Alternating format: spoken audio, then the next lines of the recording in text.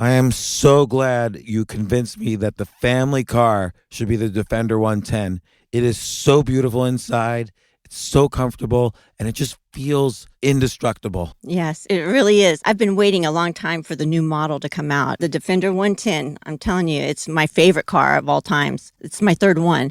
You know, I have stories of going off road. The guy managed the group. He was like, "What are you doing in this beautiful car?" I'm like, "I'm going off road." He's like, "Are you sure? Because you can use one of ours." And then they look like Mad Max cars. I'm like, "No, no, no, no, we're going to do this." And he was shocked. Wow. Well, it's great because the Defender has been reimagined for 21st century adventure, and its unparalleled off-road ability as well as its robust interior are invaluable whether you're headed towards uncharted territory or just a weekend of exploration. The Defender 110 tackles challenging surroundings with absolute confidence. The SUV conveys strength outside and in, featuring peerless technology like an intuitive driver display and an award-winning infotainment system. That's my favorite part, to keep you connected no matter where the journey takes you.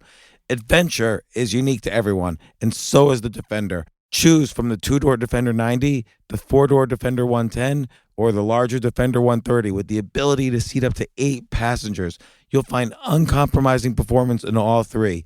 So pack up and go even further with the Defender 110.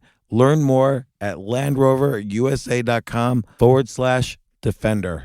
Sometimes it takes a different approach to help you unlock your true potential. Capella University's game-changing FlexPath format helps you learn at your own pace and fit earning a degree into your life. From before you enroll to after you graduate, you'll be supported by people who are invested in your success so you can pursue your goals knowing that help is available if you need it. Imagine your future differently at capella.edu.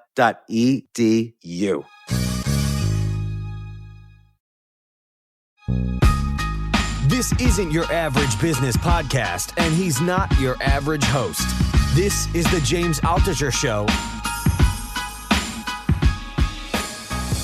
Today on the James Altucher Show. Look, people don't realize it, but by going indoors, everyone is jet lagged. From a biological standpoint, it's like they've flown to China, Japan, back to New York, and to California again, all in 3 days. You know, so we could go in two directions, but I am curious about how neuroscience can help people deal, like there's an overall layer of anxiety on society right now. It's interesting. This COVID-19 thing is the test that human evolution is facing now. We need to apply these tools. What's interesting is that a couple of weeks ago when we were told to stay in, it really challenged the very American view of like, I'm going to fight this. We're going to fight. You know what's really interesting? This time we're being asked to fight by suppressing behavior. And Americans, including me, we don't like that. We were like, no, we'll lean in, we'll blow it up, we'll kill it. This time, right, unlike 9/11, Navy SEALs can't save us from this one, right? This is a job for science. This is a job for medicine, and this is a job for the healthcare system. So we didn't like the idea that fight in this current test of evolution is playing on the same neurochemical mechanisms, norepinephrine, dopamine, serotonin, and so forth, those so-called stress systems and reward systems. But this time, the fight that we're being asked to show up with is not about spearing an animal or surviving a drought. It's about inaction. It's about our ability as human beings to suppress action. The beauty of this is that inside of all of us we contain all the machinery to navigate this crisis, and any crisis for that matter. It's almost like training an uncertainty muscle. That's right. So for instance, there's so much uncertainty right now, but if we build up the capacity, the way you would build up the number of push-ups you could do, if you build up the capacity to have 60 seconds or 120 seconds of gratitude at the end of the day without flitting towards, you know, the anxieties of the day, then you're exercising that uncertainty muscle, and you're getting more dopamine as a result. Absolutely. We should all be congratulating ourselves that we've made it through 3 weeks of this social isolation. And really, if you're breathing and you're alive and you can hear this, you're winning. And you need to register that win if you hope to get through this with a sense of restoration, with anything but exhaustion.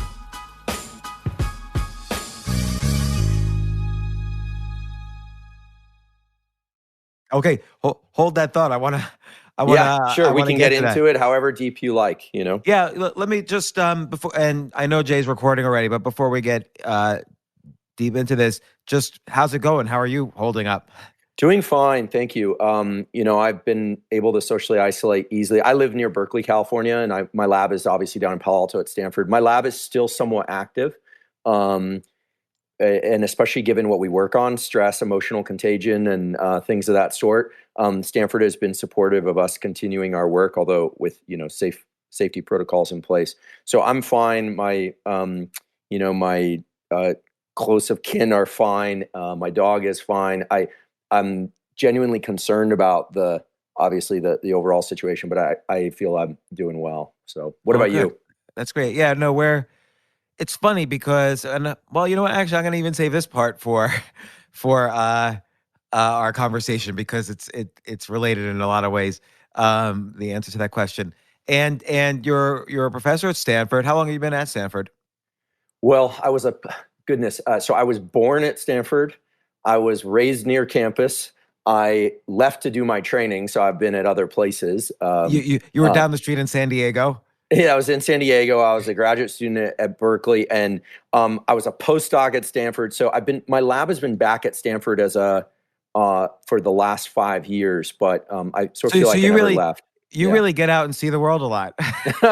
Well, I'll be honest. The one place that I would ever live besides the Bay Area is New York. I'm a huge New Yorkophile. The New York neuroscience community is one that I have close friends in and admire very much. I love New York City probably more than any place on earth, including the Bay Area. It just so happens Stanford's in Palo Alto. So, well, it's funny because I love California, but we're going to talk about New York City in a second because it's related to your topic. Yeah. But I've got Professor Andrew Huberman with me from Stanford University. Is that how I pronounce your last name, Huberman? That's correct. Yeah, Huberman. Yeah.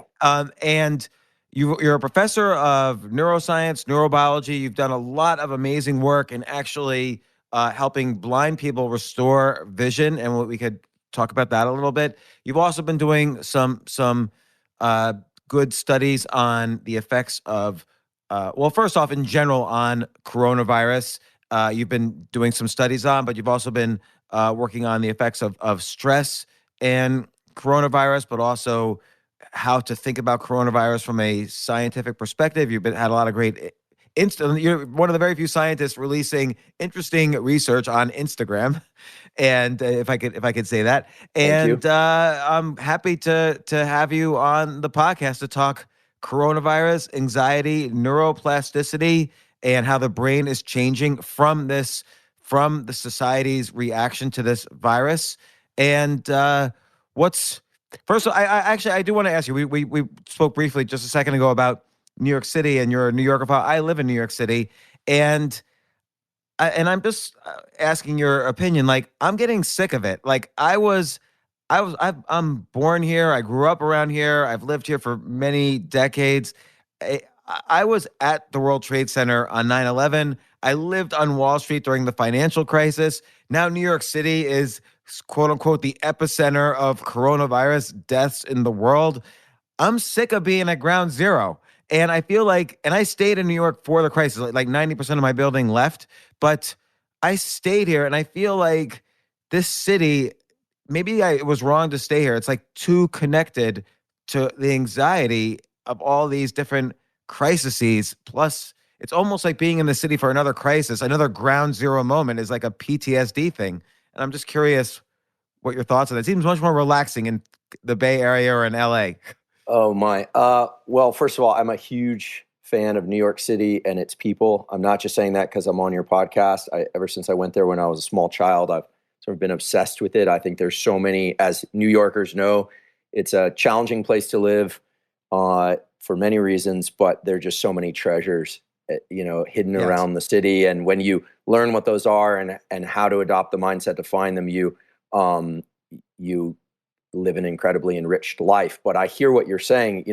This is another case where New York is ground zero for major challenge. I think, I'll weave this into some neuroscience of stress and some things that not just my lab does, but the field of neuroscience as it relates to stress thinks about and considers. And first of all, and this might seem like a bit of a tangent, but it's not. One of the things that makes life in a city like New York hard is by virtue of the density, you are visually bombarded with images at close distance all the time. You've probably had this experience of walking down one of the avenues in a really nice afternoon, and you just catch the sun setting on one of these long avenues, and you realize that even though your visual field has been up close, you've been in apartments and buildings, and you've been seeing faces and on the subway and the walls, and all of a sudden you realize that you haven't looked for more than a block's worth of distance all day. And so there's a the high density isn't just about proximity of people. It's about what one is deprived of in terms of long views and horizons. So I will agree, and we can weave back to this, but I will agree that, in California, we get a lot of views of horizons, which I'll mention why, and the neural mechanisms are naturally relaxing and these sorts of things. But life in the Bay Area in the last few years, I've been here my whole life. I'm 44 years old. I've been here my whole life. Life in the Bay Area has become challenging in certain ways. Our homeless problem is severe. Our, the cost of living here has been prohibitive for many people. And the grind here in terms of traffic and commuting has been tough. New Yorkers are wired for proximity and close quarters. Californians actually, I think, if you put Californians into the environment that New Yorkers are in right now, I think they wouldn't dissolve into a puddle of tears, but they would suffer far more, I think, than New Yorkers. I think New Yorkers are strong because of this ability to constantly learn how to regulate their internal landscape, because the external landscape is so hectic, and it doesn't have these long distance views that are very good at relaxing the nervous system that we get periodically throughout the day in other places.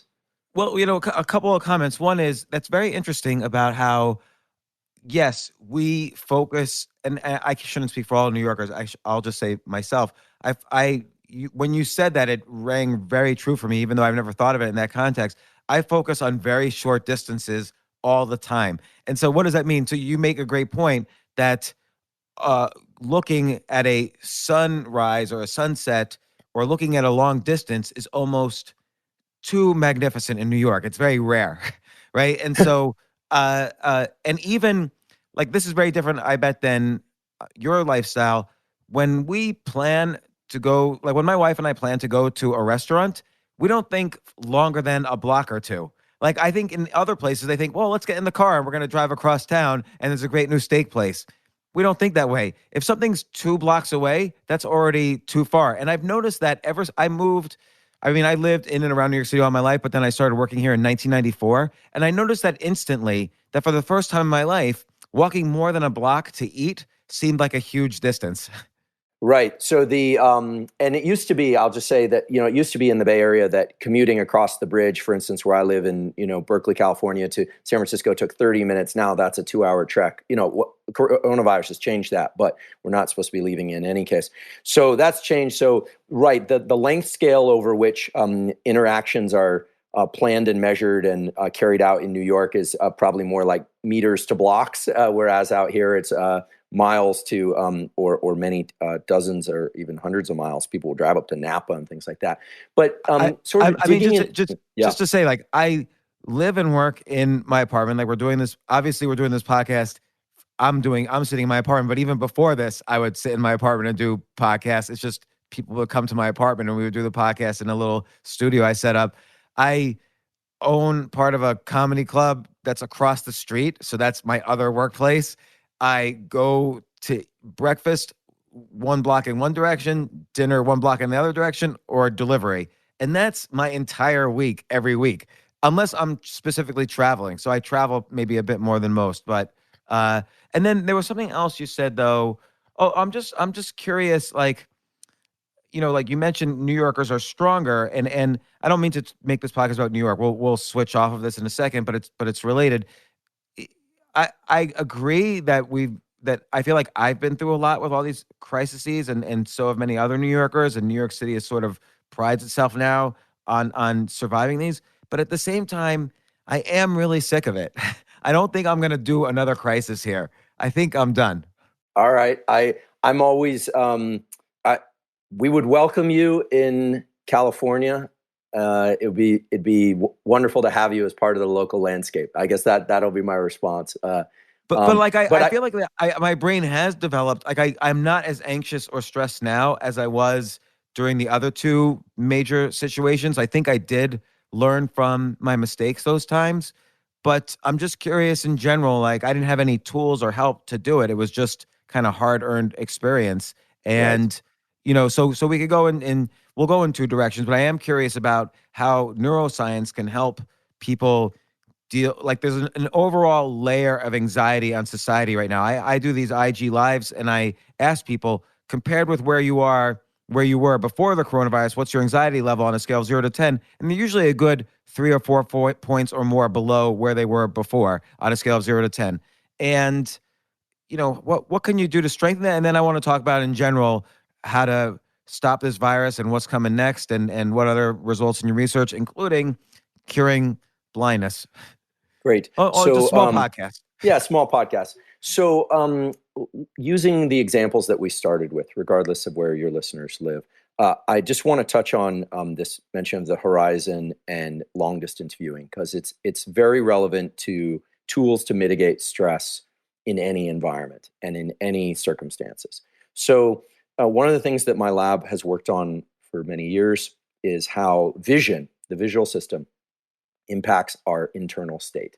We think of vision and what we look at and what we see and what we read and what we hear as simply the content, right? That person's face, Trump's face, that information, Fauci's, there's Fauci again and what he represents. And all that visual information, of course, has a powerful effect on how we feel internally. But one thing that people, I think, don't realize, but they are consciously, but that they're experiencing a lot right now, is the effect of how you view the visual world, the effect that has on your internal state. And when I say internal state, I mean your level of alertness and stress, or your level of calmness and sort of ability to relax. And when I use the example of New York being, as a place where everything is at close proximity, and it's rare to get long distance views unless you go out to, the piers or something like that, or you're in a high rise on one of the top levels above other buildings. I mention that because it turns out that the human visual system in particular has two modes that it uses. One is the sort that we're using now, or the sort that we would use when we would read or ride the subway, where we're looking at close range and we're doing what's called a vergence eye movement, as in convergence. We're bringing our eyes to a common focal point. That practice, or you're looking at your phone, for instance, that practice of bringing your eyes to a common focal point allows for things like depth perception and other things of that sort, but it necessarily invokes a small but real increase in vigilance and attention through mechanisms that connect the eyes to the area of the brainstem, called the reticular activating system, but the name doesn't matter. On the other hand, when you go out to the Cape, or you go out to Long Island, or you go to the piers, or you go up into a high rise, and you see, or you catch one of those long distance views, your eyes go into what's called panoramic vision, which is when you can do this right now, James. So if you just kind of hold your head and eyes steady and dial out your vision, so now you can see the walls on either side of you and the ceiling, and you see yourself in the environment that you're in. So without moving your head or eyes, you just are allowing your vision to dilate, your field of view to dilate out. And you're in your field of, you can see your body in that field of view. That's more or less the effect that you get when you see a horizon at a distance, or you look at a distance. That disengages this vigilance of attention, and it has a slight effect of calming the nervous system. Now, we used to do this all day long. What do you think is the evolutionary reason for that in terms of calming the system? Yeah, so if you look at animals like deer, cow, goats, they only see in panorama. And they're very placid animals. Now, of course, they walk on all fours too, so I'm not saying that people should do that. What I'm saying, so it's correlation there. But animals that are hunters, or have the capacity to work with fine tools, high acuity vision, like primates, which we're old world primates, have evolved this mechanism for high vigilance, high attention, high visual attention. And we don't think of it as stressful, because ordinarily that is balanced with phases throughout the day where you're walking and you're just in panoramic vision, or you are moving between meetings, and you just naturally go into panoramic vision. Why do you have panoramic vision was your question. Panoramic vision, because it's mediated by neurons that are very large, they conduct electricity very fast, and they have very high speed and motion perception. So when you're walking down the street, provided you're not looking at your phone, and all of a sudden you step back and a taxi zooms in front of you, or you close your eyelid and a bug hits your eyelid and you go, wow, I don't even remember seeing well, you wear glasses, but I don't even remember seeing the bug coming at me. This is a very fast system designed to detect events happening everywhere in your visual world, mostly motion. Okay, so it's designed to work at low levels of vigilance. And it's distinctly different from the mode of vision that you use when you're looking at your phone or a computer screen or you're in deep conversation with somebody. Now, the important feature here is that even before coronavirus, we would walk between meetings. Now, pre-smartphone, we would walk between meetings and we would just kind of naturally go into panoramic vision. We would talk to somebody as we walked, and we would just be kind of naturally letting our vision dilate out, our gaze dial out. Then we might look for a sign or our subway station or something like that, and we would re-engage in this, what I'm calling focal vision or vergence eye movements that are more high acuity, high alertness. Two things have happened since 2010 that are very relevant now. First of all, smartphones have become so integrated into our daily life that most of the time that we would have gone into panoramic vision, we leave a meeting and we are immediately in a vergence eye movement on our phone, reading text that's minuscule. There's a whole visual world inside of the device of the smartphone. Now, that's not necessarily bad. You know, I grew up here in Silicon Valley. I'm from here. I love my smartphone. I use it all the time. My laboratory works on stress. We also work on vision and how these things interact, which is why I'm talking about this. One way that we stress people out in our studies is we put them into a virtual environment where they think they're in a small box. Claustrophobia isn't about the lack of oxygen in an environment. It isn't just about the proximity of people next to you in either a virtual subway or a real subway. It's about the fact that you can't see very far. In fact, if I want to make anyone feel really stressed, I put them into a small visual box, and I can control for that vision effect very well because I can manipulate everything else. I can keep the airflow in the room the same. I can keep the amount that they can move their limbs the same. And all I do is change how far they can see, and I can immediately see in virtually everybody, even people that don't have what they would call sort of true claustrophobia, like a phobia of small places, their level of internal, what we call autonomic arousal and stress, just starts to creep up. So people are visually putting themselves in a small box all day long. And now with coronavirus, we are actually in small boxes, which are our homes. So my lab, and I talk about this sometimes on Instagram, but my lab has been involved in thinking about how vision, beyond just what we see, but how we see and when we see those things can impact our internal states of stress. So just so your listeners have a couple takeaways that they can apply, like if in 5 minutes they have to run and take care of the kids, there are four things really, that everybody should be doing, especially during this coronavirus episode, with their vision and how they view the world in order to keep their stress in a manageable place. And there are many tools. But I'm gonna write down notes when you say these. Okay. So the first of all is at some point during the day, ideally multiple times a day, try and catch a view at a very long distance. Now, if you're allowed to leave your home and walk, keeping the social distancing, great. If you're not allowed, you can do it through a window, or try and see as far as you can. So you don't want to spend all day and night looking at short distances, at people's faces, at screens, at walls. At some point, try and catch a long view as far as you can, up at the clouds, at a horizon, that kind of thing. So that's one. It will naturally... For me, it's interesting because, again, it's about this 1 block, 2 block radius that I've limited myself to. The Hudson River is 1.5 blocks from where I'm sitting right now, and I've never walked over there in the 2 years I've lived here. All right. Well, before you decide to leave New York, as much as we would like you in California, before you decide to leave New York, and try and catch a horizon view once a day. Now, you don't have to, fixate your eye on the horizon. Just go and without your phone, just try and let your vision dial out, meaning... I love this. Yeah. So, and then if you can't do this, let's say you're trapped in an apartment or you're in a small room, again, you keep your head and eyes stationary and you let your eyes relax and go into this, what I'm calling panoramic vision. And your eyes will naturally snap back to look at something. That's fine. But eyes and head still, and you just naturally go into this panoramic vision. It releases this vigilance temporarily, and it's totally under your control. This is conscious And control. can I ask, when you see this Yeah. panoramic view, is it like different neurochemicals are released? So for instance, when I am looking for a subway stop and I see it, so I'm in small vision instead of long vision.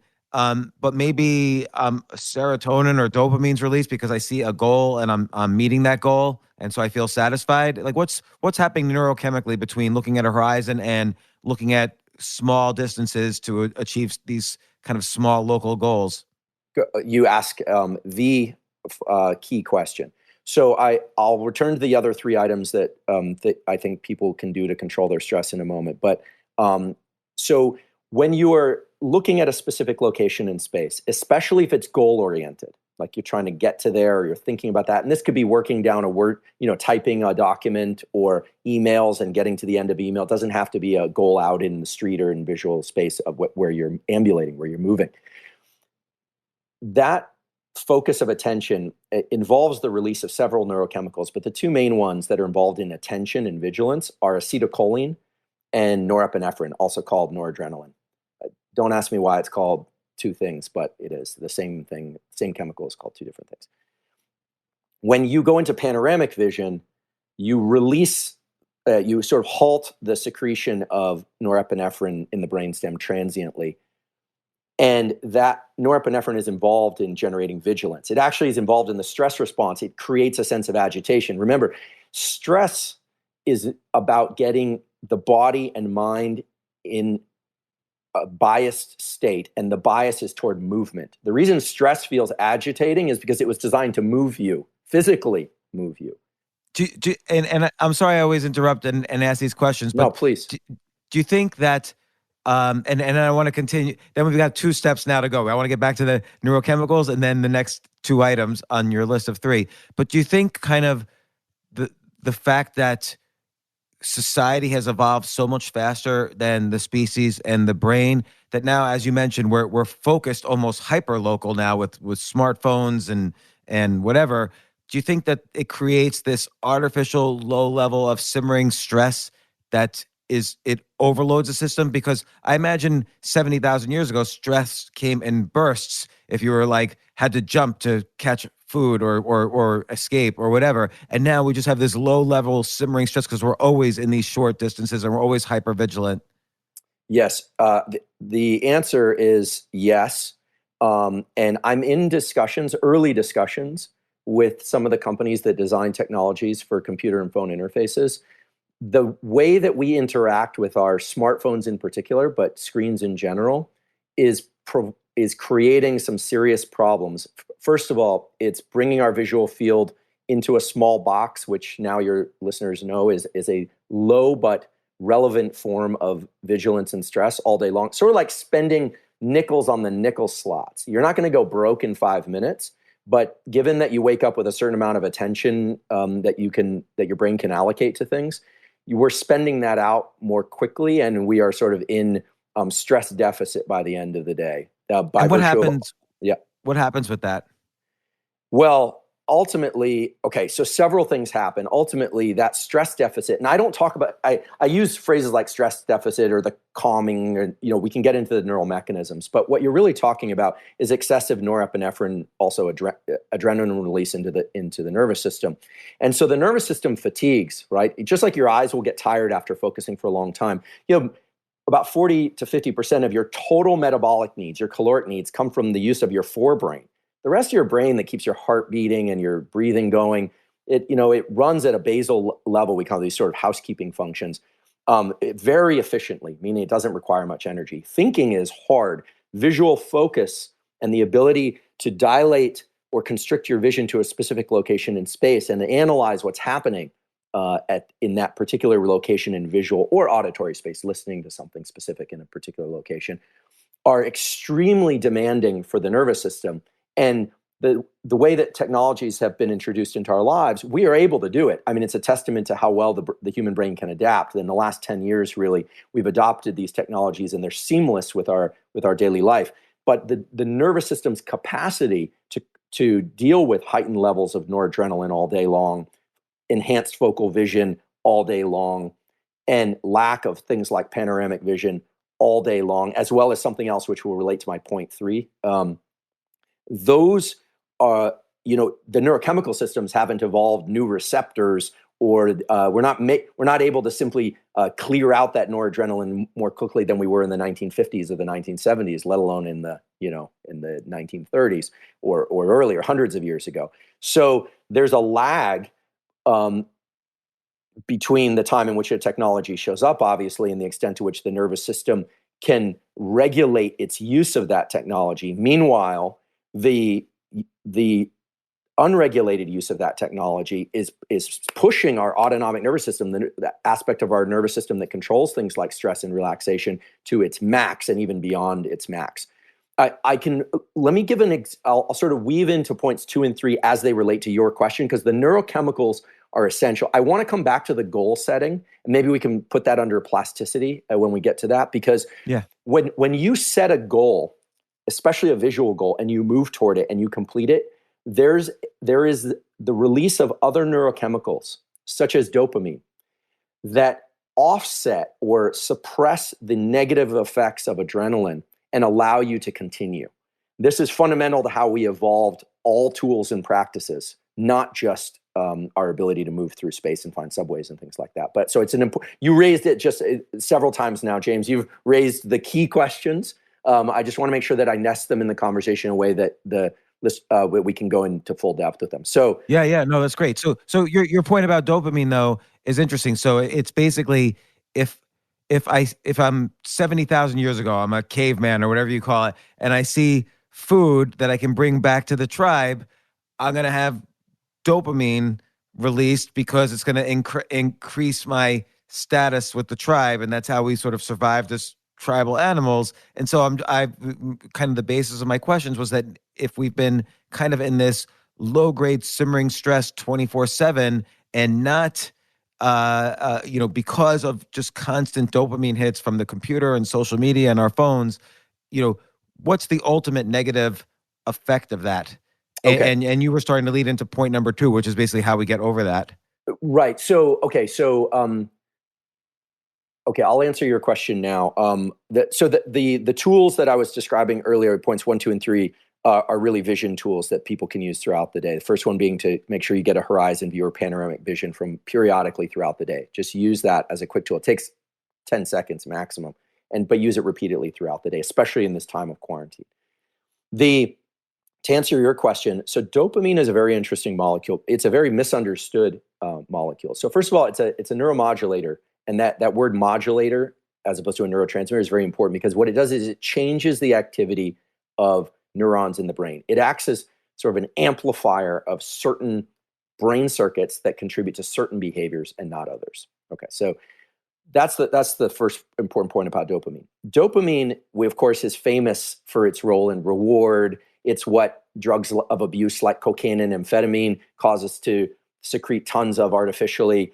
And it's secreted in the brain and it makes us feel good anytime, if we're cold, we achieve warmth, or we want to mate and we mate, or we are hungry and we eat. This is just nature's generic reward system. It's one of the major generic reward systems. Now, dopamine is fundamentally different than the rewards that come from things like serotonin and the opioid system. Things like serotonin and the opioid system tend to make our body relaxed, and they tend to make us feel very good in what's called the here and now. And here I'm borrowing language from a wonderful book called The Molecule of More. It's not a book that I wrote, but that I wrote. The Molecule what? The Molecule of More. It's quite good, and if your listeners are interested in learning more about dopamine, I recommend that book. I'm sorry, the author's name escapes me at the moment, but Jay, can you look it up? It's quite good. So dopamine is a reward molecule in the brain that is secreted in response to our pursuit of things that are beyond the reach of our physical body. Now think about why nature would create a mechanism like this. So when you want something and it's out there, literally past the physical reach of your body, Mother Nature designed it to be such that you secrete dopamine not just when you reach that thing, but when you are en route to that thing and you reach a milestone or a perceived milestone. This is crucial, okay? Because if you think about it, whether or not you're an animal that uses its nose to hunt, or whether or not you're a human that's using vision to pick up small seeds that are red, not green, or hunt for meat, or look for a mate, or whatever it is, look for water. If you're on the right track and you sense that, maybe you sense that in working towards a deadline or a business goal, I'm on the right track, you get a lift. And that lift is the secretion of dopamine that keeps you in that narrow kind of tunnel of pursuit. And of course, there are dopamine rewards when you get the big payoff, you get the spouse that you always wanted, you get the, you get out of the pandemic, whatever. Of course, there's a big payoff at the end. But dopamine is very misunderstood as being the molecule that's only secreted at the end. It's the molecule that sort of lays out breadcrumbs for you en route to those goals. And here's why it's important. Why it's relevant to stress is that when we're in motion and we're in pursuit of a goal, we want to, we're pushing ourselves through exercise, we're pushing ourselves towards a business goal, or we're gonna get to day 34 of the quarantine. It's very taxing because norepinephrine, this constant secretion of norepinephrine, pushes us towards a state in which our vigilance and our overall output is very high. It's very taxing, metabolically demanding. Dopamine has this marvelous effect of resetting our threshold for how much norepinephrine feels like too much. So when you say, let me weave it back to your early example, when you say, I'm done with New York, I'm done, I'm done, I'm like another ground zero, forget it. That's because right now you're in a mode of norepinephrine output, constant. What you Overload. need, you need maybe it's a view of maybe it's a horizon view, but more likely it's going to be, you need to feel a win. Once you register that win, you will notice immediately that your capacity to push on is continued. I do some work with military. I don't want to get into here. We probably shouldn't, and some work also with athletes and so forth. But this is true of any profession or any pursuit, that when you reach a milestone, it resets you, but that reset is not just subjective, it is neurochemical. It allows you to reset your threshold for how much norepinephrine is too much. Now, right now, everyone is bathed in norepinephrine, and there's a problem, which is we don't know how long this is going to last. So what we need to do, I guess this could be point number 4. What we need to do is we need to introduce subjective milestones in our own mind. We should all be congratulating ourselves that we've made it through 3 weeks of this social isolation. And really, if you're breathing and you're alive and you can hear this, you're winning. And you need to register that win if you hope to get through this with a sense of restoration, with anything but exhaustion. Now, people who work in very high pressure, chaotic, dangerous environments know how to use this internal dosing of dopamine reward. The more you look to the external environment for dopamine rewards, the harder it's going to be, especially under these conditions, to suppress your own stress level. Now, if you think about famous stories, Nelson Mandela, Viktor Frankl, these people that were locked in small boxes, right? And somehow managed to reframe their universe in terms of locus of control. They had the locus of control, not the external environment, et cetera. You notice that there's a progression that probably didn't happen all at once, right? There's a progression in which we reduce the size of our mental and physical landscape. Their physical landscape was obviously reduced for them, and have a choice in that, so that they take control over small things. In the Frankl example is ultimately just control of his own thoughts, dosing that dopamine reward so that he could push through times that would otherwise be entirely depleting and debilitating.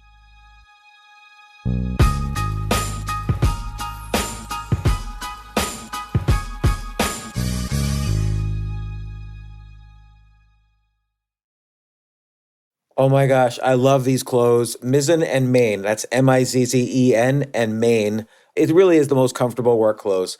Travel clothes. I had to travel this whole week. I'm traveling for a week and a half, and I just took Mizzen and Main clothes with me. Close out 2023 in style, with comfortable, breathable, packable, and machine washable pieces from Mizzen and Main.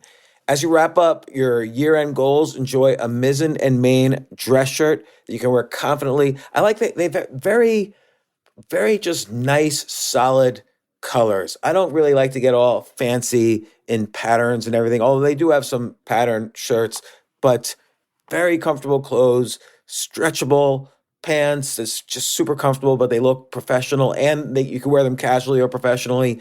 I like some of their flannel shirts or untuck shirts. I love untuck. I never tuck in. So again, whether you're shopping for a special someone or giving yourself the gift you really want, I just buy myself gifts. Mizzen and Main is the perfect gift for any guy who works, travels, and or cares about looking and feeling great. As you could tell by my many photos across the internet, I care about looking fantastic. I'm practically a model. And let's be honest, every guy loves to look great. So again, shop now at mizzenandmain.com and save 20% when you spend $130 or more using promo code James. That's promo code James at Mizzen and Main, Mizzen and Main.com.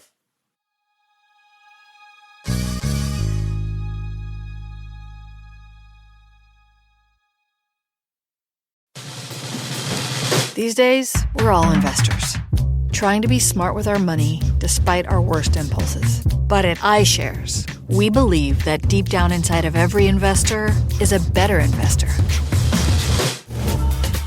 One that's just waiting to be let out. Explore iShares ETFs and insights and let your best investor out. Visit iShares.com for more information. You know what I love about fantasy sports is that even though I'm not going to be a great basketball player or a baseball player or a football player or whatever, I feel like I get to participate and make decisions and use my knowledge of these different leagues or these different sports to compete. So it's like I can pick my team or I can pick my favorite players and I could use my knowledge to make predictions and maybe even make money. So with the basketball season here, you can now pick combo projections across football and basketball from the Specials League on Prize Picks.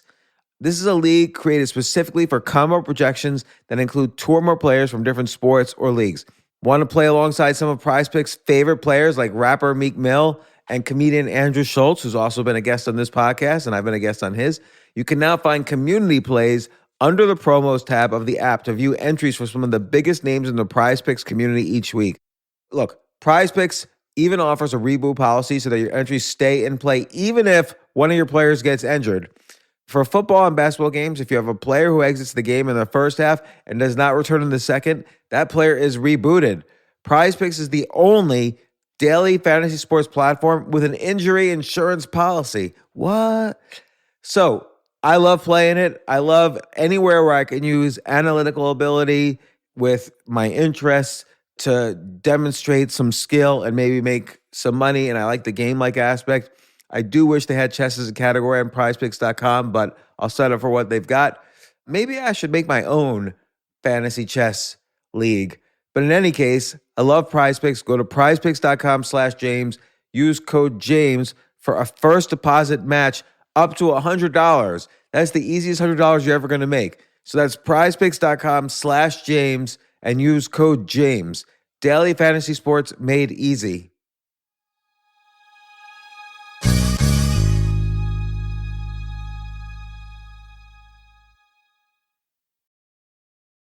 So in Viktor Frankl's case, he's in Auschwitz or in one of the Auschwitz camps, and he reframes his world by finding, instead of worrying on the hyperlocal, like, am I going to get killed today? He says, well, I have a bigger meaning in my life that will carry me through this and drive my life forwards even after this. And you're saying by reframing it, that reduced the neuroepinephrine and released dopamine. Almost certainly. And, and I've been in discussion with people who work through not just situations like that, or work through cancer treatment, or are work in very dangerous, high pressure environments all the time by virtue of military careers.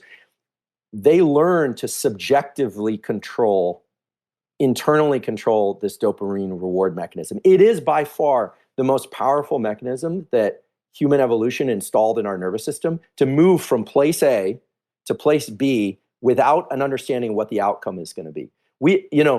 To be en route to a goal without knowing whether or not you're going to reach that goal, when you're going to reach that goal. When are we going to get out of this thing? Nobody knows. No one truly knows, right? I don't know. You don't know. Nobody knows. And so the key thing is to move the rewards. Yes, you could attach your sense of reward to something much more global, but I'm guessing, and here I'm speculating, I'm guessing that Frankl probably used the technique that a lot of people in these very dangerous, who work in very dangerous environments use, which is regular dosing of dopamine through their subjective system by moving rewards closer in on a regular basis throughout the day. What would this look like? So, because I want your listeners to sort of think, is getting up and making a cup of coffee in the morning, are you just going to jump up and down like you just won the lottery? No, you're not. But what you have to realize is that when you set a tangible goal, like moving through your day in a structured way, and you reach that, the dopamine reward system is entirely subjective. Unless you're ingesting a drug like cocaine or amphetamine, which hijack these systems and artificially cause release of dopamine, what you're doing is you're taking control over the sense that you are reaching milestones. And by doing that, you are extending your, let's call it resilience, or your ability to push through long duration periods of heightened norepinephrine release, which is what everybody's going through right now. Let me ask about this, because this is kind of critical towards dealing with the stress. Like, for instance, you bring up making a cup of coffee. So I made a cup of coffee today, but I felt myself being a little impatient because this coffee machine's slow and I wanted to get straight to my computer to get into this box. And so I didn't. It's almost like what you're saying is, in a woo-woo self-help wording, is like this being present in the moment and enjoying that moment, as opposed to kind of, in self-help lingo, time traveling to the future and anxious about the future while I'm in making that cup of coffee. So one of the most powerful ways to do this, it does sound a little woo, but there's some neuroscience to put to this now. So look, I'm actually very woo averse, frankly, despite growing up out here. I like mechanisms and neuromolecules. My lab we use gene therapies and safe viruses for sake of understanding neural circuits. And so woo is complicated for me. But one of the most interesting and powerful tools that you see very high performers, and when I say high performers, I don't necessarily mean stage performers. What I mean are people whose jobs are absolutely dangerous and they perform them exceedingly well over careers of decades. And you've consulted with SEALs, as you mentioned, and athletes and so on. Yeah, so I want to be clear. I've done some work, and I continue to do some work with Canadian Special Forces. I'm initiating some work with the U.S. groups. That I have friends from those communities. I'm not in those communities, but what you find is that the ability to focus on small tasks and move through those meaningfully and complete them, as long as they're in the general direction of the greater goal, then you should need to register that you're moving in the right general direction. You never want to confuse, of course, making a cup of coffee with the larger goal of running your business or maintaining your marriage or something, right? But the idea is that by focusing on concrete tasks that you can control that are in the general direction that you want to go, making your cup of coffee is not getting back into bed. It's not hiding under the sheets. It's it's not quaking in stress. You're moving forward, and you need to register those wins in order to register the neurochemical benefits of those behaviors. Otherwise, you're just doing these behaviors and you're not able to sort of get this amplifying effect that I'm talking about. Your day is just basically going to start off high and end low, and it's just a question of how fast you're going to go down that decline. So with the specific, what's a specific technique? Because is it good enough to just think, oh, I just achieved a goal? That seems like too of course ephemeral. Of course, it's too ephemeral. It's worse than woo. It's woo and vague. So and admittedly, so one of the most powerful tools for this, where there's actually some science to support it, is with and try not to cringe here, but is with gratitude. So people confuse gratitude.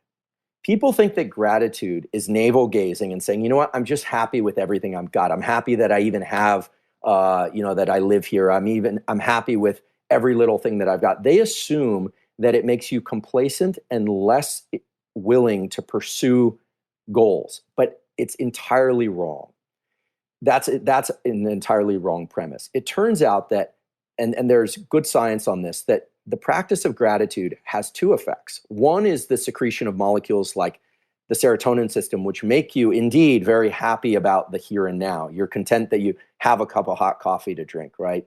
It's giving you that perspective. But there's also evidence that it promotes the secretion of neuromodulators like dopamine, which make your sense of possibility about things that extend beyond your immediate physical sphere more real again, right?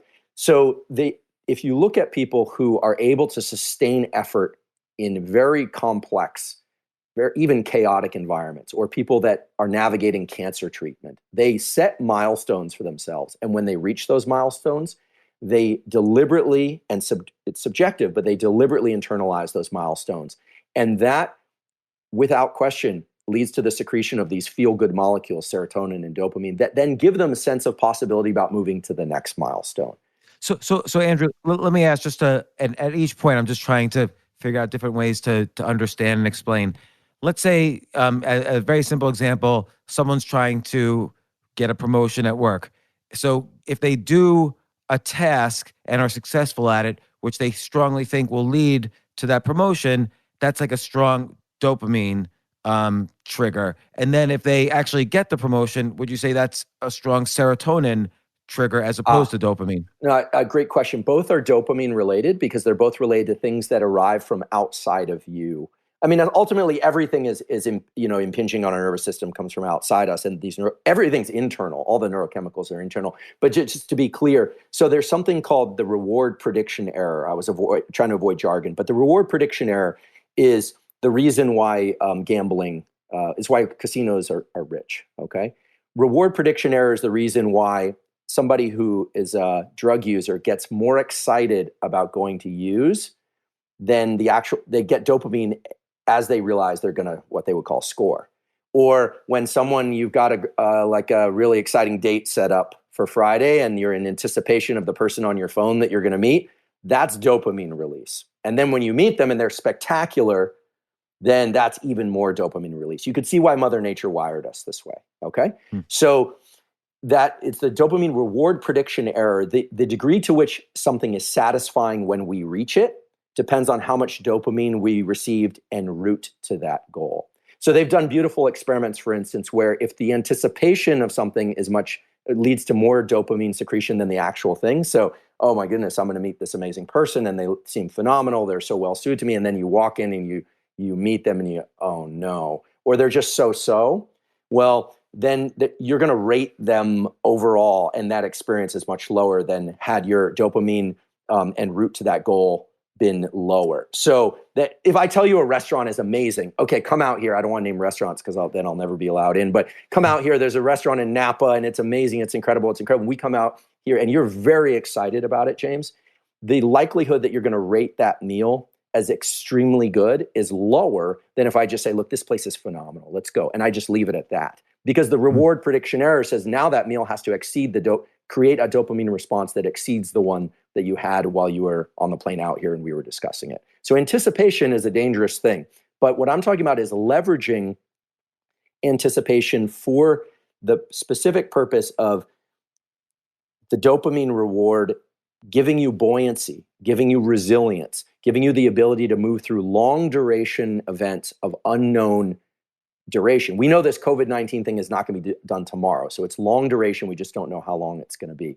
So what would this look like in daily life? Right now, people are just trying to survive, right? We're not talking about reaching a goal. They're just trying to survive this long period of stress. And so what I'm saying is you're going to have to do three things. First, at least three things. But one of them is going to be to control your sense of reward. You're going to have to move some sense of reward into that apartment that you're in, into that landscape that you're in. Maybe it's just getting to tonight. And when you get there, you think, look, I'm COVID-19 free. I made it to tonight. And just spend 60 seconds there realizing that you're that much closer. Now, of course, your mind is immediately going to flip to, well, how many days of this can I sustain? I don't know what That's fine. You want to train these mechanisms. We'll get to plasticity later, but neuroplasticity can allow you, all of us, to learn to enhance the ability to which these circuits can secrete dopamine. And I've spent a lot of time working with people who struggle with phobias and stress and anxiety. I've also spent a lot of time working with people who are phenomenal at achieving very long duration, unknown duration, high stress environments. They and can reach tremendous goals, and they do that by training up these systems, the same way you would train up, acumen for science or an acumen for anything. It's Right? almost like training an uncertainty muscle. That's So, right. so, That's so for right. instance, To there's so much navigate uncertainty uncertainty. right now, but if we get used to, hey, if we build up the capacity, the way you would build up the number of push-ups you could do, if you build up the capacity to have 60 seconds or 120 seconds of gratitude at the end of the day without flitting towards, the anxieties of the day, then you're exercising that uncertainty muscle, and Right. you're getting more dopamine as a result. Absolutely. And so you could say, well, this is just resilience or grit, but it's different, because resilience and grit implies the ability to lean in and push through strain and struggle. It's about getting that norepinephrine release, leaning into challenge. It's fight. It's no fear. It's all the kind of like internet meme mantras that you hear out there. But what I'm talking about is giving yourself some longevity for that fight, giving yourself the ability to reset your ability to secrete norepinephrine and lean into effort. And that's because I'm just kind of translating. Not that you need translation, you're explaining it really well. But what's happening there is the dopamine, as you said earlier, modulates your levels of neuropinephrine. I don't know how to say it. I'll just Norepinephrine, call it. yeah. Yeah. The more you can release this dopamine through controlling your sense of reward, the more you're able to modulate this stress neurochemical that is, a net negative if we feel it all day long. Yes, and that's exactly right. You summarized it perfectly. And I'll just say, so just to put some science to this, because I have a feeling some of your listeners are probably thinking, well, this sounds, I'm giving sort of take-homes and takeaways from these studies, but there's a beautiful paper published in Cell, a phenomenal journal, easily on par with Science and Nature, top journal, very stringent, last year, showing that looking at why people and animals quit. If you think about it, unless I can't lift a car, I'm not that strong, but if I go out walking or running, why would I quit? Why do I quit at effort? What is the neurochemical signature of quitting? And it turns out that as we exert effort, we secrete this molecule, norepinephrine, and I'm not talking about just globally. It does come from the adrenal glands, but it comes from areas in the brain specifically as well.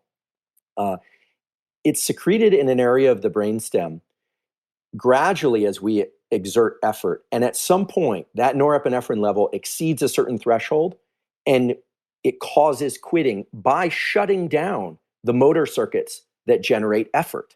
We think of quitting as a kind of there is a real neural substrate for that. I love this. Think about, so all day long, you're getting up, and what I'm saying is, focal vision, you're spending a little bit of energy. What I'm really talking about is you're secreting a little bit of noradrenaline. You don't realize it, but like now we're on the penny slots in the slot machine. So you go in, you got $100,000 to spend on a weekend because maybe you're wealthy, but now you're spending on the penny slots. You don't even notice it. It's intangible. As you go through your day, now you're looking at, the various newspapers. Now you're checking the markets. Now you're doing all the things. You have to spend carefully. I'm not saying just sit there and keep everything you've got. You want to spend this, but you want to allocate it appropriately. When you quit, when you feel like, I can't take this anymore, your norepinephrine has ceilinged out in this brainstem circuit, and your forebrain says, that's it. I can't continue. I can't make plans. I can't think logically. I can't organize my thoughts and behaviors in a way that makes sense. I'm just too stressed out. So you say you're too stressed out, and I've got putting that in quotes. But what that really is norepinephrine exceeded a certain threshold. Dopamine takes that level of norepinephrine literally through a neural circuit mechanism and suppresses it so that you have more gas, you have more mileage in you, you have more money to spend, in my kind of example of entering the casino or to gamble. So, and it is like a gamble, because every day you get the same allocation. Now, this norepinephrine that we're talking about kind of now in kind of analogy and metaphor is what you wake up with in full supply when you had a good night's sleep. And guess what? If I want to take away all of that, I take away your sleep. If you ever tried to work after one night's no sleep, you're fine. I can do that. I still pull all-nighters multiple times a year. But 2 nights, you can't even organize your plans. You start falling apart. What was, the phrase, what the Vince Lombardi phrase, fatigue makes cowards of us all, It's at some point, this norepinephrine system is so powerful, and the dopamine system's relationship to it is so powerful for how we evolved that you had to have a mechanism like this in place. You can imagine why there's a mechanism like this in place. And this COVID-19 thing is a test of it's interesting. This COVID-19 thing is a test is the test that human evolution is facing now. We need to apply these tools. And what's interesting is that a couple of weeks ago when we were told to stay in, it really challenged the very American view of like, I'm going to fight this. We're going to fight. You know what's really interesting? This time we're being asked to fight by suppressing behavior. And Americans, including me, we don't like that. We were like, no, we'll lean in, we'll blow it up, we'll kill it. This time, right, unlike 9/11, Navy SEALs can't save us from this one, right? This is a job for science.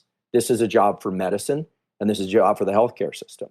So we didn't like the idea that fight in this current test of evolution is playing on the same neurochemical mechanisms, norepinephrine, dopamine, serotonin, and so forth, those so-called stress systems and reward systems. But this time, the fight that we're being asked to show up with is not about spearing an animal or surviving a drought. It's about inaction. It's about our ability as human beings to suppress action.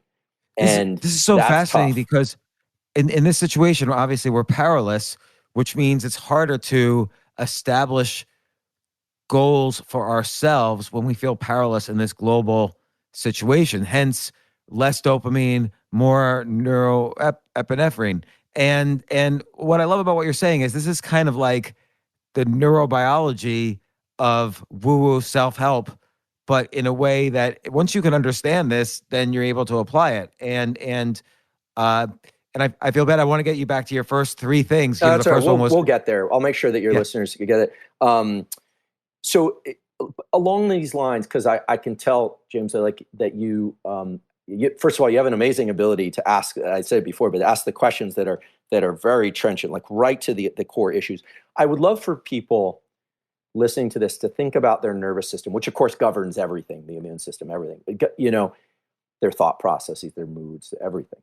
To think about the nervous system as it has very generic but very predictable responses. So the stress response was designed to protect us. Let's say that this wasn't COVID-19. Let's say it was 10,000 years ago, and there was like a stampede of woolly mammoths coming through every village.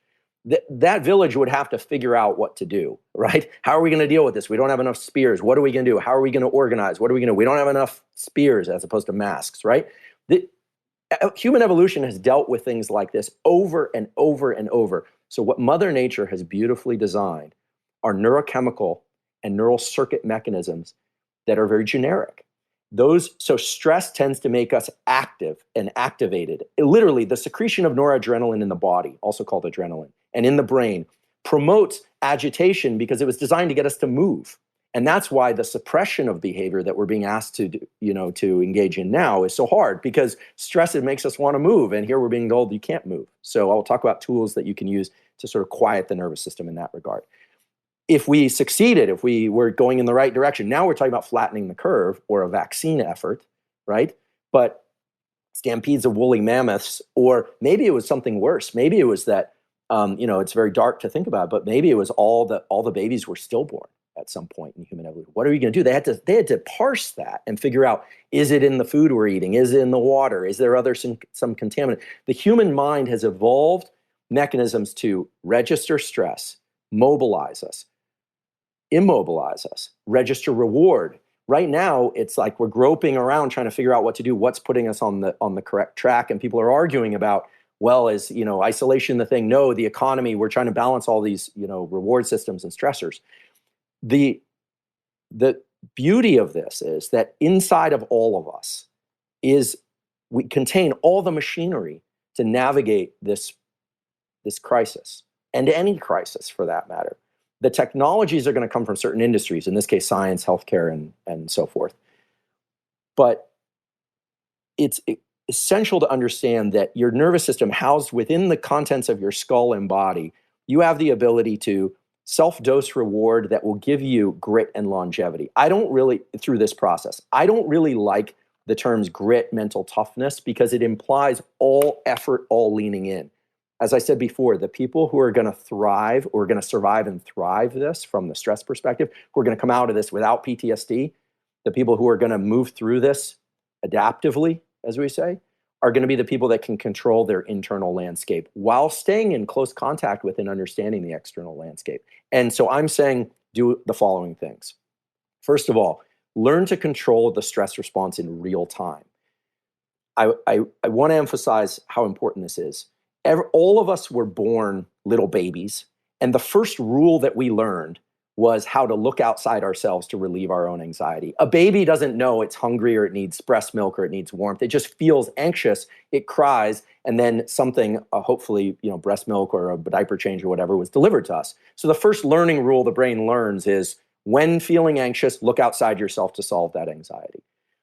We need to learn to, as adults, and kids should need to learn this too, but as adults, we need to learn how to calm our nervous system when it's in a heightened state of stress. And we do that. To do that, we need to use neural circuit mechanisms and neurochemical mechanisms. I'm not saying just sit there and control your thoughts. That doesn't work. So I'm saying go into panoramic vision. That will naturally disengage this vigilant stress system somewhat. You can do that as many times as you need throughout the day. If you find yourself staring into a small box of a phone or a computer too often in this time and you're too stressed, try and take a couple minutes a day where you're not doing that.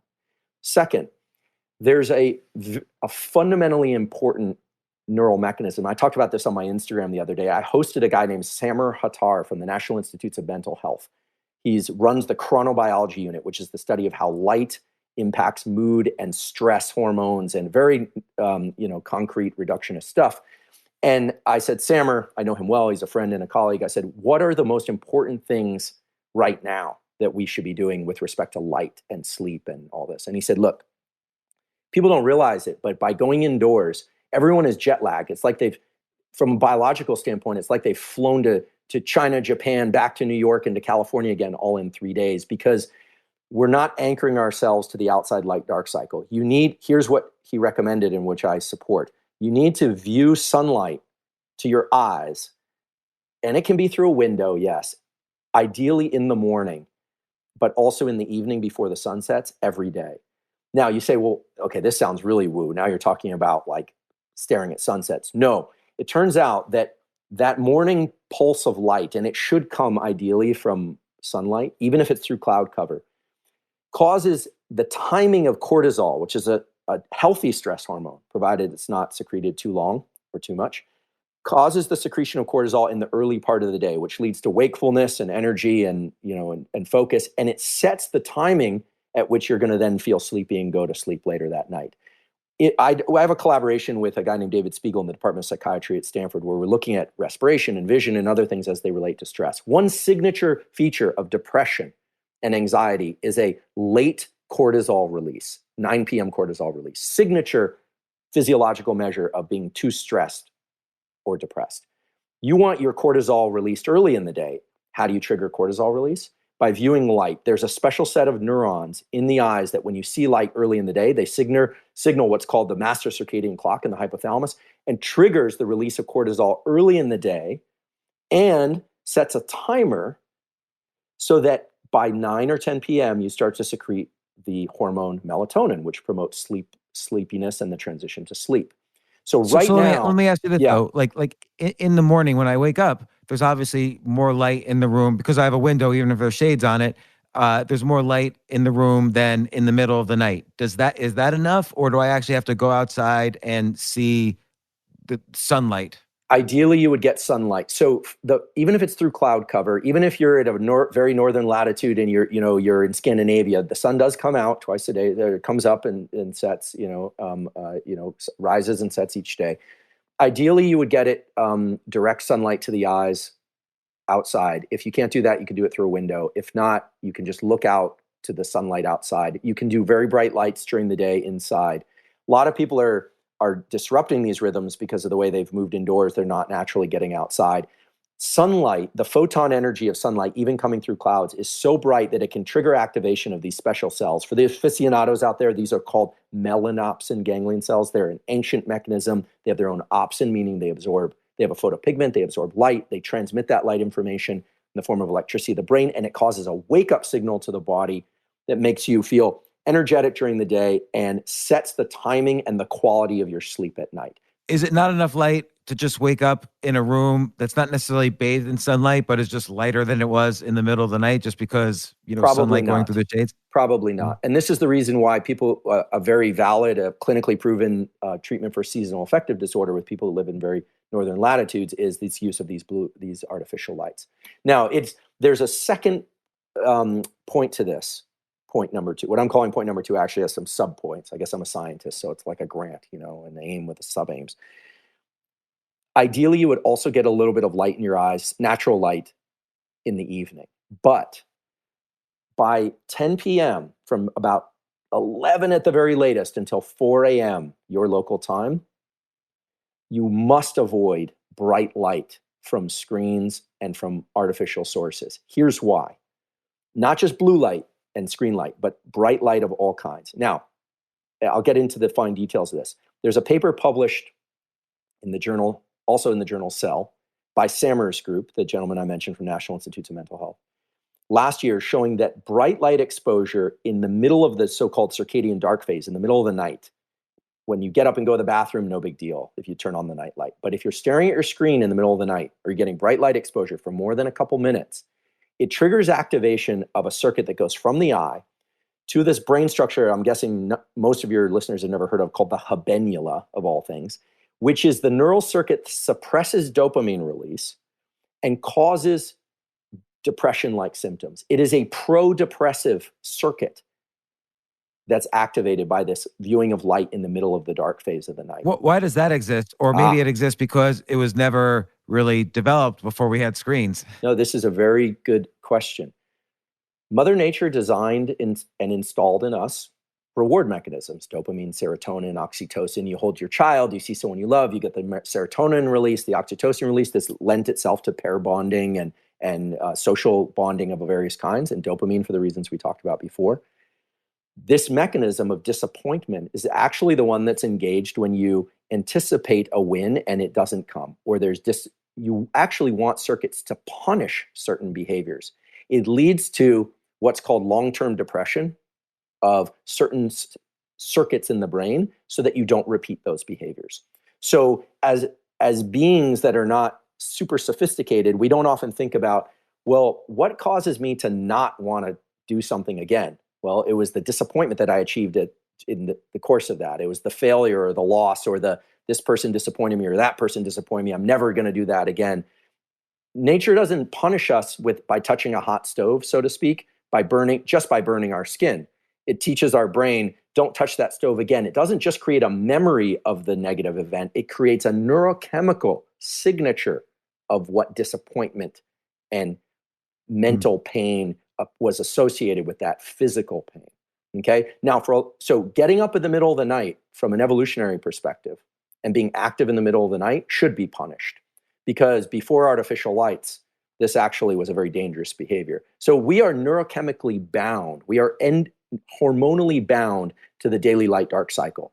So the right thing, there is a right answer here. If at all possible, if you're a first responder, you're working in the clinics at night, there's a whole nother thing about jet lag and shift work. I interview Sammer from time to time on my Instagram. I don't mean to plug the Instagram, but the Huberman Lab Instagram. I talk about neuroscience. It's a not-for-profit free education thing, so I don't feel too guilty. It's okay. Andrew Huberman at Instagram. Everybody should follow him. There's a lot of great content. Yeah, I get guests like Sammer on because, in the science sector, we don't often get the chance to talk about how the science should translate to the general public. And, we are public servants in the sense that we are paid by American tax dollars, and they come from federal grants and so forth. And so I'm going to have someone on from National Institutes of Drug Abuse soon and talk about natural rewards and more about dopamine. So in any event, get some sunlight in your eyes in the morning. If you wake up late, do it anyway. Get as much sunlight in your eyes during the day, especially during this time of the COVID-19 crisis. It will naturally support the release, the timing and release of certain neurochemicals that you want during the day, and it'll set you up for better sleep at night. Avoid bright light exposure in the middle of the night. If, for whatever reason, you look at your phone or you look at a screen for a minute or 2 minutes in the middle of the night, you're not going to trigger this mechanism. This mechanism is a slow integrator. It's how well you sleep tonight, James, is going to be the reflection of your light viewing behavior in the previous 2 or 3 days. So it's funny because, like, so if I binge watch, like last night I binge watched Breaking Bad until midnight, that's probably a bad idea. I mean, you're going to integrate over other things if you force yourself to get up in the morning. I notice you've got some light coming in through the window behind you, so you're probably okay. But try and get some panoramic views. Try and get some light in your eyes each day. We talked about woo earlier. I mean, these are not, these aren't hacks, okay? These aren't things that I came up with. These are mechanisms that are very present, very salient in our neural circuit machinery of our brain and body. And so they were put there, they were tried and tried again and evolved and developed over thousands of years to provide our ability to move through stress, to provide reward, to provide our sense of bonding and social things, to provide metabolic health. If it's not enough to just point to this disappointment circuit, here's the really interesting thing that I think. There was a paper published in Nature just this last year showing that when this habenula becomes active for too long, this disappointment circuit, it actually is connected through a neural circuit that goes down from your habenula in your brain to your pancreas, which controls blood sugar. And the habenula is actually involved in controlling your blood sugar to some extent. This is one of the reasons people believe, this is an early hypothesis, is that there are a lot of kind of hyperphagia or the desire to eat too much when people become depressed. So the brain and body are linked by these neural connections. So it's kind of beautiful, right? You think about this Mother Nature installed mechanism of, okay, you're doing the wrong behavior. You're up at the wrong times of night. Maybe you're under a lot of stress. I'm going to make you very hungry by causing your pancreas to oversecrete insulin. It makes perfect sense. Is this why when kids are on Adderall, which triggers, which attaches to that dopamine receptor or maybe over triggers artificially dopamine, is this why they lose hunger? So that's a very interesting. So if you want to understand how dopamine works or Adderall works, which Adderall is a form of amphetamine, people might ask, well, why would you give a kid amphetamine if they have trouble focusing? Turns out that dopamine system that's involved in generating these rewards en route to and when you achieve a goal is also very good at focusing your attention. It's a neuromodulator, we mentioned that earlier, and it modulates the circuits that are involved in attention. So for kids that are challenged with attention and they can't hold their attention, and it's these forebrain, what we call top-down circuits, you can train up those circuits during development by giving a drug, in this case Adderall, that promotes the secretion of two things, dopamine and norepinephrine. Give them energy and give dopamine to focus that energy into a narrow funnel or goal. Now, some of these drugs are controversial for the other effects that they can have, but the young brain is very plastic, and we will get to plasticity. But that's the reason. If you look at drugs like cocaine, let's just look at drugs of abuse. I'm not recommending anyone do these, but if you look at drugs like cocaine and amphetamine, what do they tend to do? They tend to make people rabid in pursuit of things outside of them. Work, money, sex, more drugs that promote the secretion of serotonin and opioids, heroin, marijuana. They tend to make people sedate and calm and content just with the things that exist within the confines of their skin and skull. So those are kind of the extreme examples, and they are drugs of abuse, and they're quite deleterious because they tend to create such heightened levels of dopamine or serotonin or opioids that people don't want to do anything. They don't go pursue these through natural means. These are natural reward mechanisms that drugs of abuse hijack. Okay. So I said panoramic vision from time to time, view light throughout the day, view light in the morning and in the evening to set these cortisol and melatonin rhythms. Avoid bright lights in the middle of the night as often as you can. Stay off your computer in the middle of the night. If you wake up in the middle of the night, well, let me back up a little bit. We all know how important sleep is. One of the worst things you can do to someone who's an insomniac is tell them how important sleep is. I mean, now everyone's stressed and they know they should sleep and they're having trouble sleeping. These light viewing behaviors and avoiding light in the middle of the night will help make your sleep of higher quality. And I'm not making that up. That Sammers lab, a guy named Chuck Zeisler, who's at Harvard Med, has shown that this light viewing behavior. The light has to arrive to your eyes, not to some other part of your body, is really what sets the correct and healthy organization of your sleep and wake cycles, as well as the so-called sleep architecture, the architecture of your sleep. There are other things you can do for sleep in the supplementation realm, but I don't recommend people take melatonin unless their doctor really thinks it's a good idea. There are some other things that at least I use that I think are healthier that can promote sleep. We could talk about those if you want, but that's outside the realm of my role as a neuroscientist. That's just kind of what I've found to be useful. So the third thing is that I believe, and this, and my lab is working on this. I have an active collaboration with David Spiegel's lab in psychiatry. My lab has worked on this for a number of years now, that everybody should have a tool, not just to push back on stress in real time, like the panoramic vision, but they should also have a tool that teaches them to relax their nervous system. And these tools can make you much better at sleeping. So you actually need to get better at sleeping. Some people sleep really well. They fall asleep easily. They stay asleep, no problem.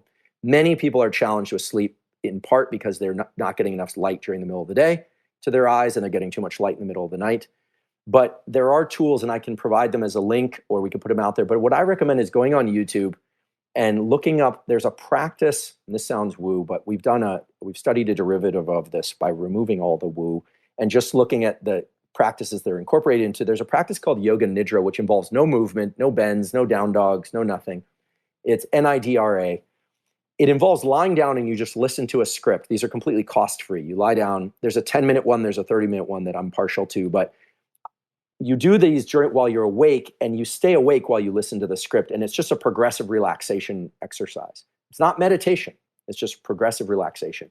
What you're doing when you do this practice each day, 10 minutes or 30 minutes, is you're teaching your nervous system to relax.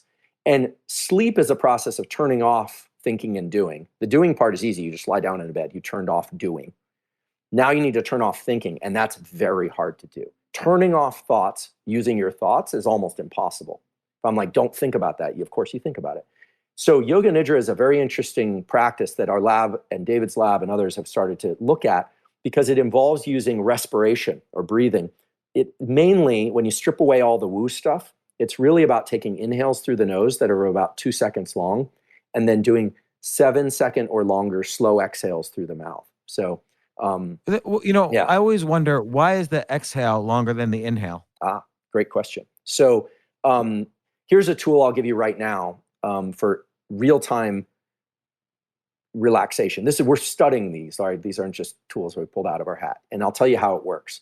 So when you breathe in, so we breathe to bring in oxygen, obviously, and then distribute it from the lungs to the bloodstream to all the cells in our body. But we also breathe to get rid of carbon dioxide. The impulse to breathe and the stress response is caused by increases in carbon dioxide.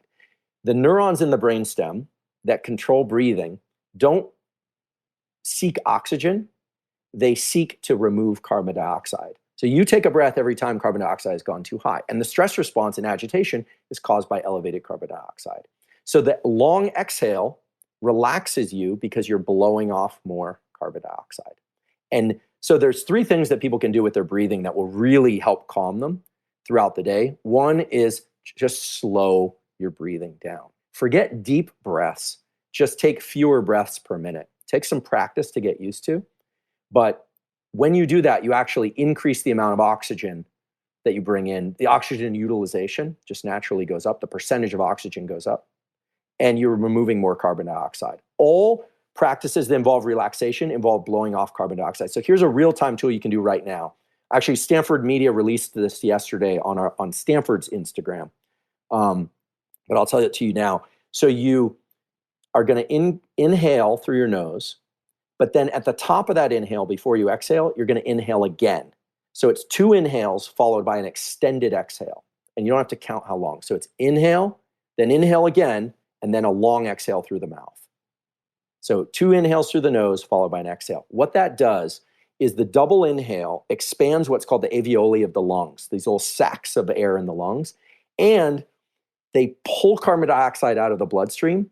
And so when you breathe out, you're dumping carbon dioxide and you naturally have more oxygen in your system. It brings you that kind of alert but calm state. It works within just 1 to 3 of those cycles. It's a very powerful tool that is activating you're using a specific set of neurons that are involved in sighing. You have a set of neurons for coughing. You have a set of neurons for normal reflexive breathing. You have a set of neurons for laughing. And you have a set of neurons for sighing. And the sigh is something that subconsciously you do periodically throughout the day, anytime your carbon dioxide level gets too high. So you don't realize it, but throughout the day, when carbon dioxide gets high, James, you're walking around or you're sitting at your desk and you do this double inhale imperceptibly to you, and then a longer exhale. And that resets the carbon dioxide and oxygen ratio. I want to try to, what I love about this, so in, I think it was like 2011, I wrote an article, which was just anecdotal, but it basically said, whenever you're panicking about something, or whenever I'm panicking about something, I tend to breathe very quickly. Right. And whenever I'm relaxed and looking at the sunset, kind of like what you're saying, I tend to breathe more deeply, just sort of naturally. And so if you can kind of just recreate that artificially, it might create the same effect. And you're sort of explaining the neuroscience behind this, which is why I love it. So, is there an amount of, so is when I'm stressed, am I breathing more shallowly and more quickly, hence building up this CO2 without releasing it? That's right. So Which then increases the stress? Yeah, so nature is good, but she's not perfect. So she designed a mechanism where when you get stressed, you either hold your breath or you're breathing faster. And that's an attempt to bring in more oxygen and to dump more carbon dioxide, but it's not as efficient as these sighs. If you look at the sighing, the response, the activation rather of these sighing neurons, they promote activity of a circuit. Since you like neuroscience, and hopefully your listeners are interested in some neuroscience. And again, I put out the names not because the names are important. If you want to I teach neuroanatomy to medical students at Stanford. You want to learn neuroanatomy, go to medical school. But the reason why the names, the circuit mechanisms, I like to put them out there is because I think when people start to appreciate that they actually have machinery inside them that's designed to do this, then we're no longer talking about going to a yogic retreat or a 10-day meditation or buying something online. I'm just telling you, look, you got this stuff in you, just like you got fingers to pick things up. You've got something called the phrenic nerve, P-H-R-E-N-I-C. There's a lot of discussion nowadays about the vagus nerve. The vagus nerve is a very interesting nerve that links the brain and body, promotes relaxation, but the phrenic nerve is where it's at. Here's why. Vagus activation, which causes calming, is what happens when you eat a big meal. A lot of people are stressed, so they're going to eat more. They eat more, and when the belly is full, a signal is sent via something called the vagus nerve back to the brain, which instills the calming response. This is why people eat when they get stressed. They're trying to calm themselves. Great. There's nothing wrong with that, but it's very slow. It's very slow. Right, which is why supposedly you don't realize you're full until 20 minutes after you're full. It's very slow. The enteric nervous system, as it's called, that registers fullness, doesn't kick back information to the brain for very long periods of time. The phrenic nerve, on the other hand, is your body's real-time communication between the brain and body about the status of the body. Think about it. Your brain evolved to be at a level of alertness and stress and arousal or calm, depending on how mobile your body is. So since all the limbs can't send information to the brain and have that integrated quickly, what the brain did is it devised a connection called the phrenic nerve that goes from the brain to the diaphragm. The diaphragm is what controls movement of the lungs. Okay. Now, animals like humans have a diaphragm because we have big brains. Animals that are like reptiles, they don't have that. They move their lungs by moving their ribs. So we have this connection with the diaphragm. Why am I talking about the diaphragm? Well, the phrenic nerve connection with the diaphragm is used whenever you breathe involuntarily throughout the day, but you can take conscious control of it. Just like I can walk and not think about it, or I can walk and control my gait, or I can try and think about how I'm walking.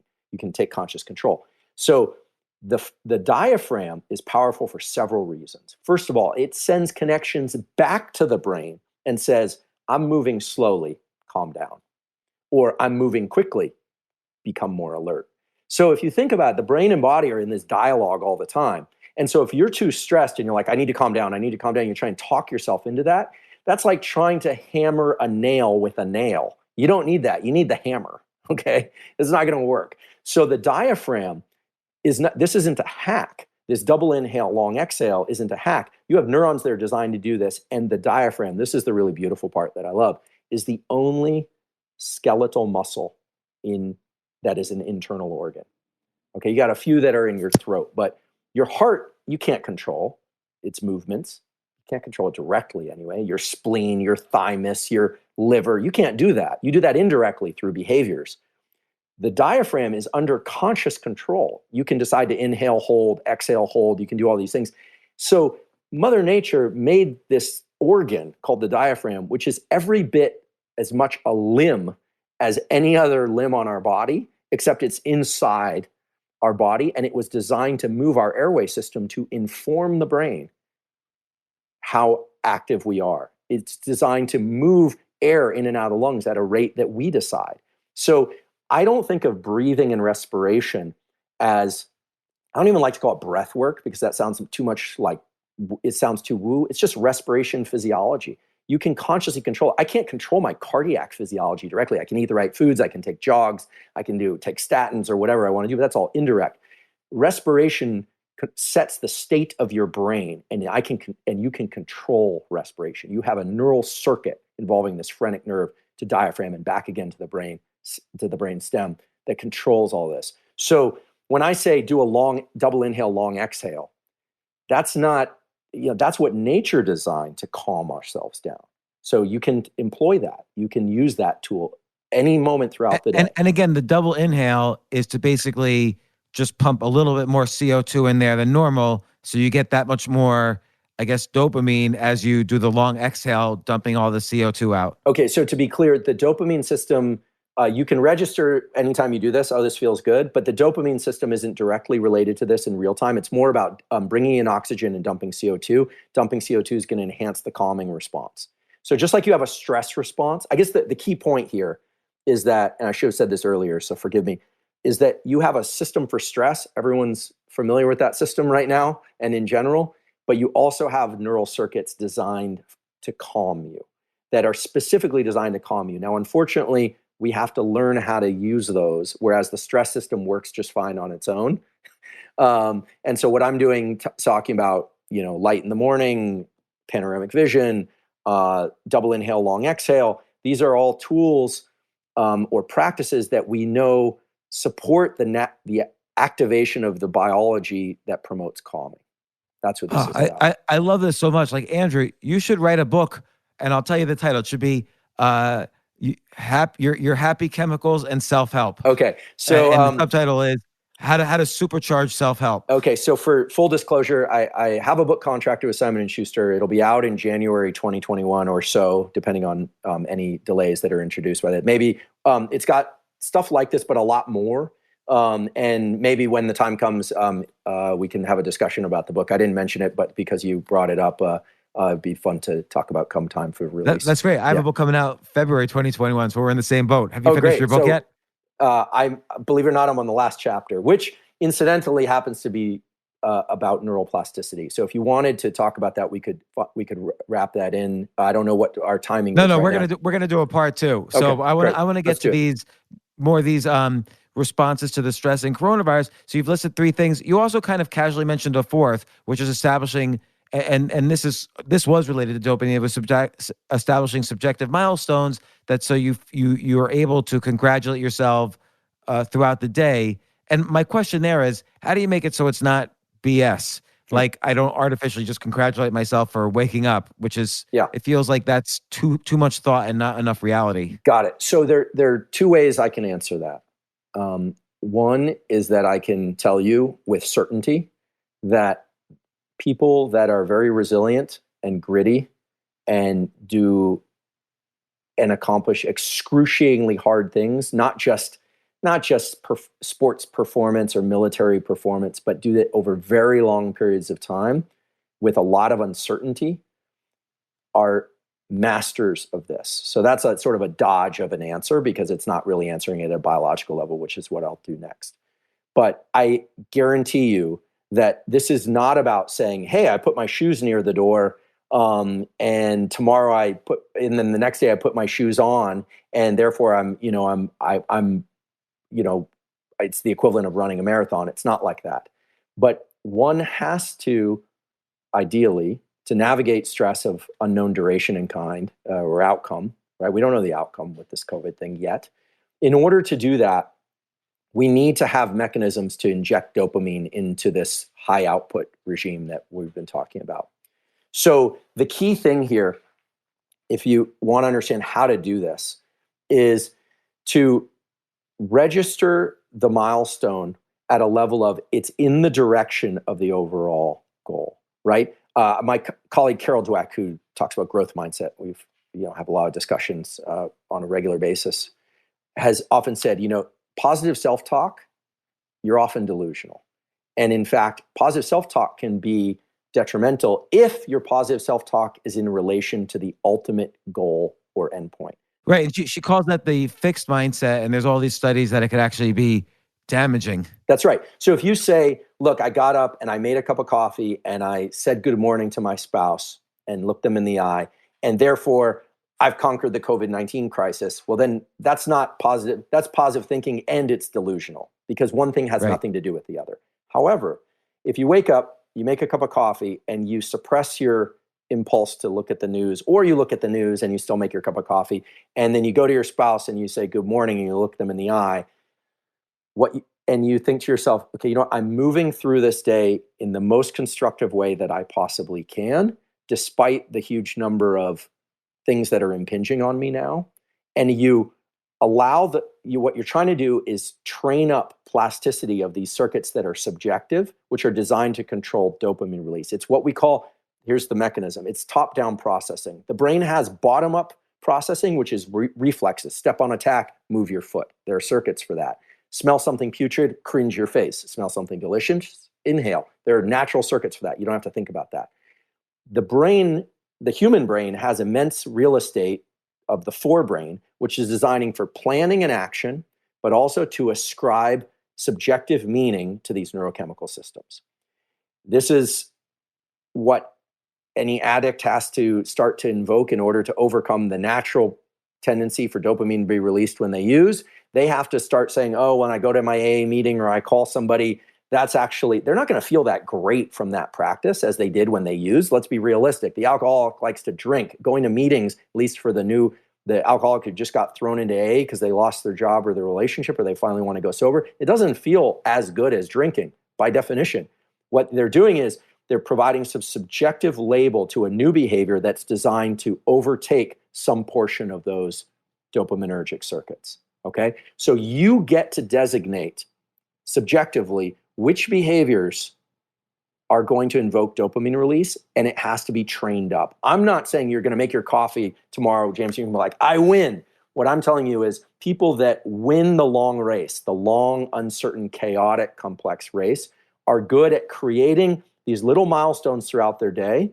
Like, I made it to noon and I accomplished something today. And we tend to do this in a very, what I guess psychologists and neuroscientists would call domain-specific way.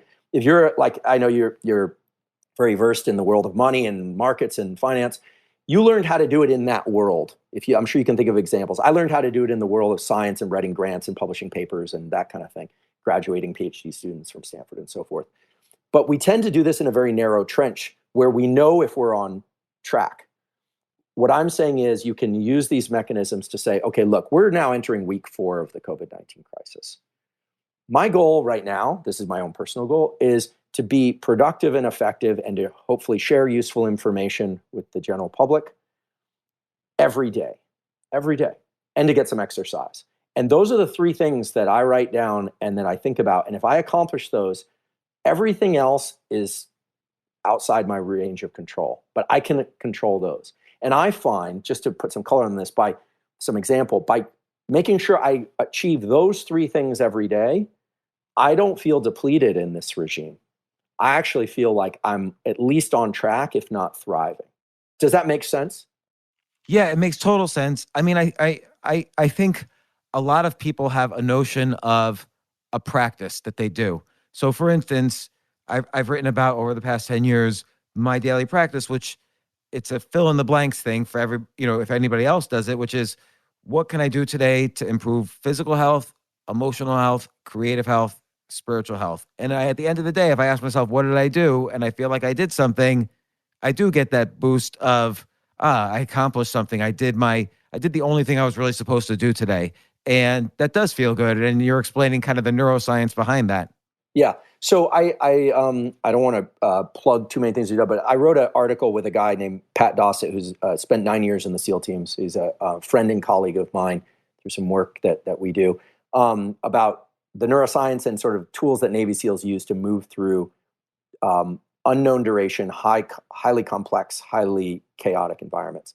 And the three things kind of they relate to this, and they might surprise you. One is to focus on these small, control what you can control tasks, and to register the dopamine reward, which is exactly what I've been describing, what we've been talking about for the last 90 minutes or so. The other one is, and this might seem woo, but SEALs definitely do this. Their notion of team and their team cohesion is extremely strong. And the idea is to, when you're feeling powerless and overwhelmed and stressed, you need to get your mind off yourself. And you do that basically by supporting somebody else. The more stress they get, the more they look to the needs of people outside them. And now in this quarantine crisis regime, this for me shows up as I'm doing public education as much as I can and giving people tools, like we did yesterday through Stanford, et cetera. It might mean calling somebody or checking in on somebody. It's about the human brain. There's a much larger discussion we could have another time, but the human brain can focus on probably two things at once. Primates have this capacity for covert attention and split our attention between two things, but probably not 3 or 10. When both points of attention are on our own internal state, we tend to feel, it's more likely we're going to feel miserable, right? When you start to focus your attention outside yourself on supporting other people, the stress gets released because you're sort of taking some level of vigilance off your own internal state. A lot of stress is created by too much attention on internal state. And so if it sounds kind of woo, I guarantee you, guys in the SEAL teams do this, guys in Canadian Special Forces do this. People who really understand high-performing teams that work in high-stress regimes of unknown duration, they focus on what they need and staying calm, but they take that excess energy and agitation and stress. As I mentioned before, stress is agitation. It's the impulse to move.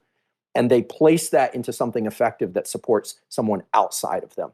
So maybe it's not about making a cup of coffee for yourself. Maybe it's about making it for your spouse or calling a neighbor or doing something useful to somebody else. So let me ask briefly about the neuroscience of this. So, and this is related to gratitude also, because your gratitude to something, you're feeling grateful maybe for something external to you. So when you support someone else, you're kind of increasing your stability within the tribe. The tribe wants you. The more you help the members of the tribe. Yeah. And so is that like does that trigger oxytocin when you support someone else, which is another kind of neurochemical where you feel satisfied or happy? Absolutely. And so here again, I'm noticing a theme, like we're talking about sort of the neuroscience support for what could be thought of as like kind of woo or self-help practices. But I think, one of the major goals of my lab has been to try and strip down those practices to their kind of core essence so they can be quick, physiologically relevant, and to improve those practices. So what you're talking about actually, so when you support somebody else or you feel connection to somebody else, yes, there is secretion of this famous molecule oxytocin, which is involved in pair bonding and all sorts of things. Oxytocin promotes the feelings of well-being and pair bonding. But there's a more important neurochemical signature of helping other people. And that is suppression of a peptide called tachykinin. Okay, this is published work, this is evolved from flies, Drosophila, common experimental model, all the way to humans. Tachykinin is an incredible molecule. And I'll tell you what it does in a second, but when you engage in pro-social behavior, you suppress release of tachykinin. And when you isolate, you promote release of tachykinin. What does tachykinin do? Tachykinin causes stress and heightened perception of fear. Tachykinin promotes low-level aggression, and it inhibits the immune system. So think about this from an evolutionary perspective. We are human beings living in caves, or maybe we live in prairies. We didn't all live in caves, by the way. There probably weren't enough caves. Or huts or whatever. I don't like the cave and saber-toothed tiger example. There's evidence we lived on the edges of plains. Oh, interesting. Like flat, empty areas, so we could see. So we could clearly see when something's coming out of the jungle towards us, and we could run as fast as possible to the jungle on the other side of the plain. That makes sense, and plenty of horizon viewing. But I just made that up myself. Yeah. So tachykinin, so think about it. Nature has a reward, oxytocin and serotonin, which make us feel good when we engage in pair bonding behaviors. This is crucial for human evolution for obvious reasons. And nature has a punishment. When you spend too much time alone, even though I like time alone, I'm a bit of an introvert. You spend too much time alone, if you don't pair up with your tribe or any members of your tribe at all, or an animal of any kind at all, your body starts secreting tachykinin. It promotes anxiety, heightened levels of fear, low level aggression, and it suppresses the immune system. And this is the difference. This is different from the stress created by neuroepinephrine and cortisol. That's right. So cortisol and norepinephrine are secreted on a regular basis to promote activity and alertness and healthy agitation. You want that during the day, not at night, obviously, for obvious reasons related to typical circadian rhythms and activity schedules. Tachykinin is nature's punishment for being isolated. And so it's like the dark matter of oxytocin. That's right. And I think this is an important theme to illustrate. Everything in the nervous system, everything has a push and a pull. There's a reward and a punishment. When I teach neuroscience to students, I talk about this. Your ability even to perceive sweet taste is dependent on the inhibition of circuits that detect bitter taste in the tongue and in the brain. Your ability to detect dark objects is dependent on the suppression of neurons nearby them that detect bright objects. Pain, stress, and relaxation, right? Oxytocin and tachykinin, dopamine and norepinephrine. These neurochemicals, again, are the push-pull of our nervous system. They're designed to move us towards certain things and away from others. And what my lab is really about, and what I'm sort of about these days, at least in terms of public education, is trying to describe the neural mechanisms and the tools that one can adopt, or even give some basis for the tools that people already do. Maybe they pray before they eat, right? Or when they wake up in the morning. There's a logical neural basis for why that works for certain people. The subjective part is important. What people believe is very important. And it's so important. I'll kind of just throw out one more study because I can't resist, because this is what I do for a living. Yesterday in Science, there was a paper, the journal Science, there was a paper published which showed that stress. What was it called? The paper, a neural circuit basis for psychosocial stress. And they identified the brain area. It's a really bizarre little brain area that under conditions of stress promotes legitimate fever. 3 Legitimate degree what? What was that word? fever. So stress promotes 2 to 3 degree increases in body temperature that are mediated through a neural circuit in the dorsal thalamus. Yeah, I posted something about this. So when people say it's all in your head, you have to remember that your brain is linked to your body, is linked to your brain. It's a big loop. And so these relationships are they're not coincidental. They're wired in there. So many people now are feeling sick. They're feeling, if you think you have COVID, by all means, isolate and get tested, or whatever it is that is the standard health protocol that's being promoted out there. But it is absolutely crucial that people understand that stress itself promotes fever. Why? Well, fever, the elevated body temperature, was designed to kill viruses. When we want to kill viruses in the lab, what do? Sometimes we use bleach, but what we really do is we heat inoculate them. Now, that doesn't mean go jump in a sauna, because that you have ways that your body regulates heat, and I don't want to think, sort of let people think that heat is the only way to do it. But the body creates a fever to try and kill the thing that is inhabited them, in this case, a virus. That's nature's way of combating infection. It's one way. And so stress, if the body and brain perceive stress, creates fever so that you can combat infection. Most people don't realize this, but transient periodic increases in stress enhance the immunity of a system. You don't want your stress high all the time. You still want to sleep at night and sleep deeply. But why would it be that way? It turns out that the cells of the body that create white blood cells and combat infection are innervated, as we say. They receive little wires from the nervous system. It's called the sympathetic nervous system, which is the stress system. Think about it. If there was famine, you need to be agitated to go look for food. You need to move from your current conditions. So it creates a sense of agitation in the body. That's what adrenaline does, makes you agitated, and promotes activity of the immune system. If you've ever taken care of a loved one or studied for an exam or had a startup company, you work, and then you stop and then you get sick after finals, exams. I've noticed this. Yeah, because For the past 20 years, I never you had finally relaxed. You finally relaxed.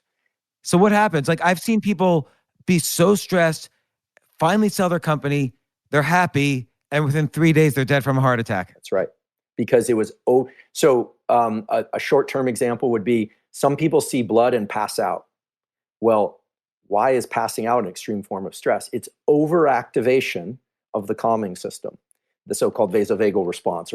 So when you're really stressed, those people, they have a very labile stress response. So it's like a teeter-totter, and it goes really stressed, and the body pushes back and says, no, calm. And they go, boom, and they pass out.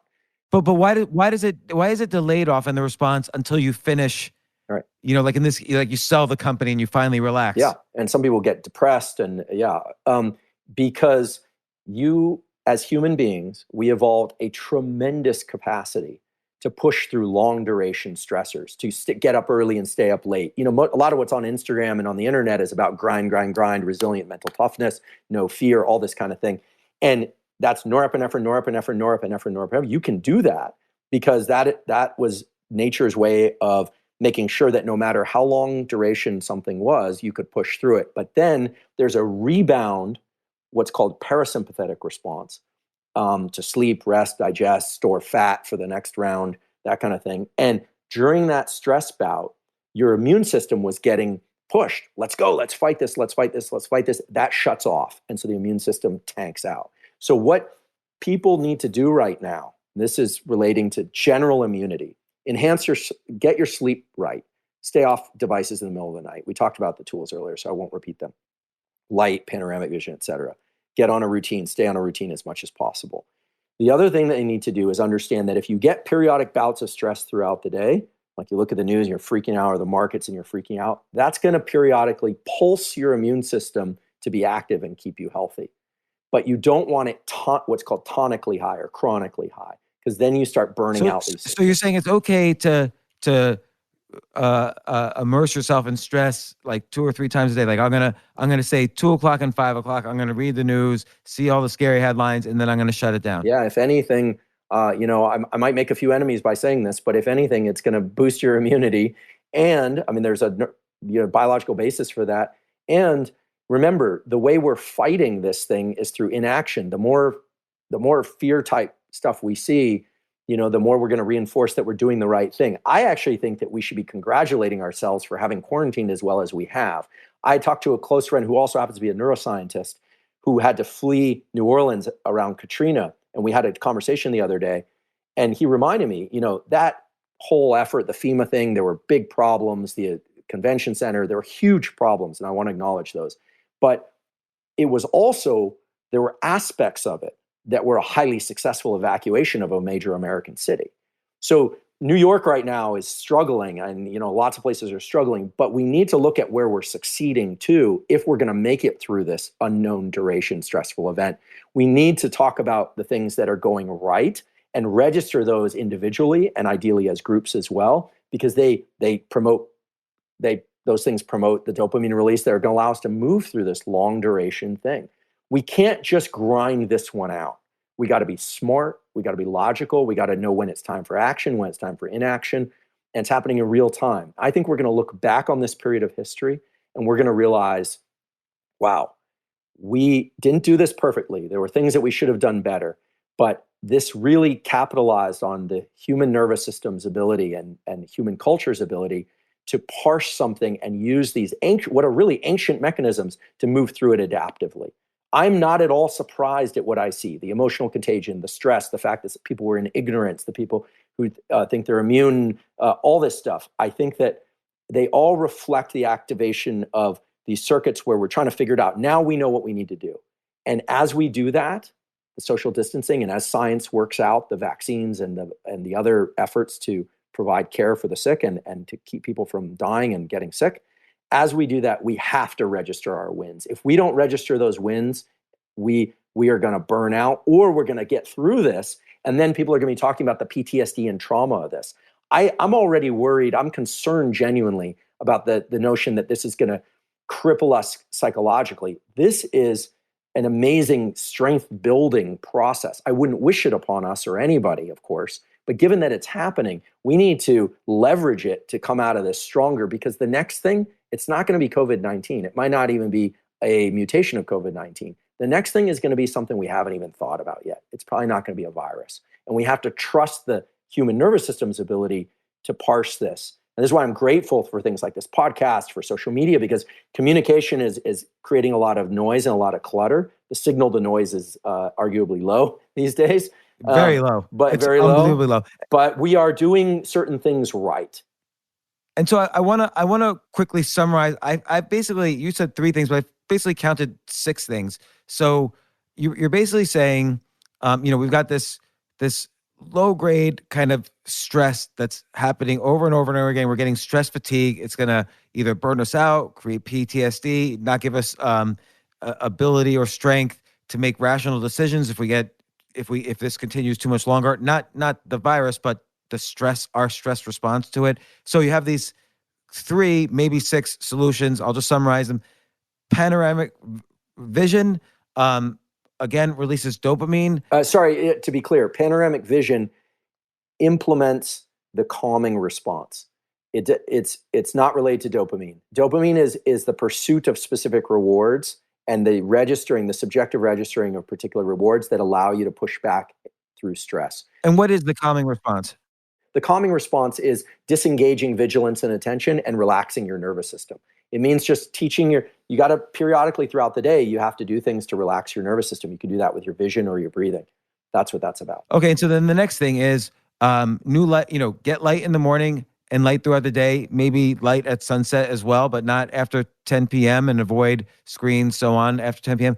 The next thing is, and you also suggest, maybe this was number 3, this idea of yoga nidra, which is maybe, and you gave one exercise, which is breathe in, inhale twice in a row and then exhale. And the idea is CO2 builds up when we're stressed, and when you release it, it activates. I'm trying to understand everything we've talked about. You're getting this exactly right. You when you do the double inhale and long exhale, you remove more CO2 than you would normally.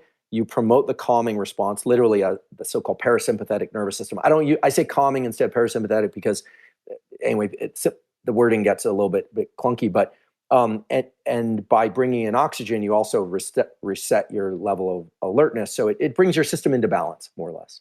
And this also activates your phrenic nerve, which quickly, what does that trigger? So the phrenic nerve allows conscious control of the diaphragm. Anytime you consciously control your breathing in any way, even if you were to breathe quickly or breathe slowly or whatever, when you take conscious control of the diaphragm, you are training the neural circuits to take conscious control of your breathing, which is important for stress management. But in addition to that, you are taking advantage of this mechanism whereby the body can tell the brain how to feel. So when you slow your breathing, you're letting your body inform the brain how to calm down. Whereas just telling somebody, if you've ever seen, if someone's freaking out and you say, calm down, it doesn't work, right? If you tell yourself, I'm freaking out, I need to calm down, if anything, it just makes you more stressed.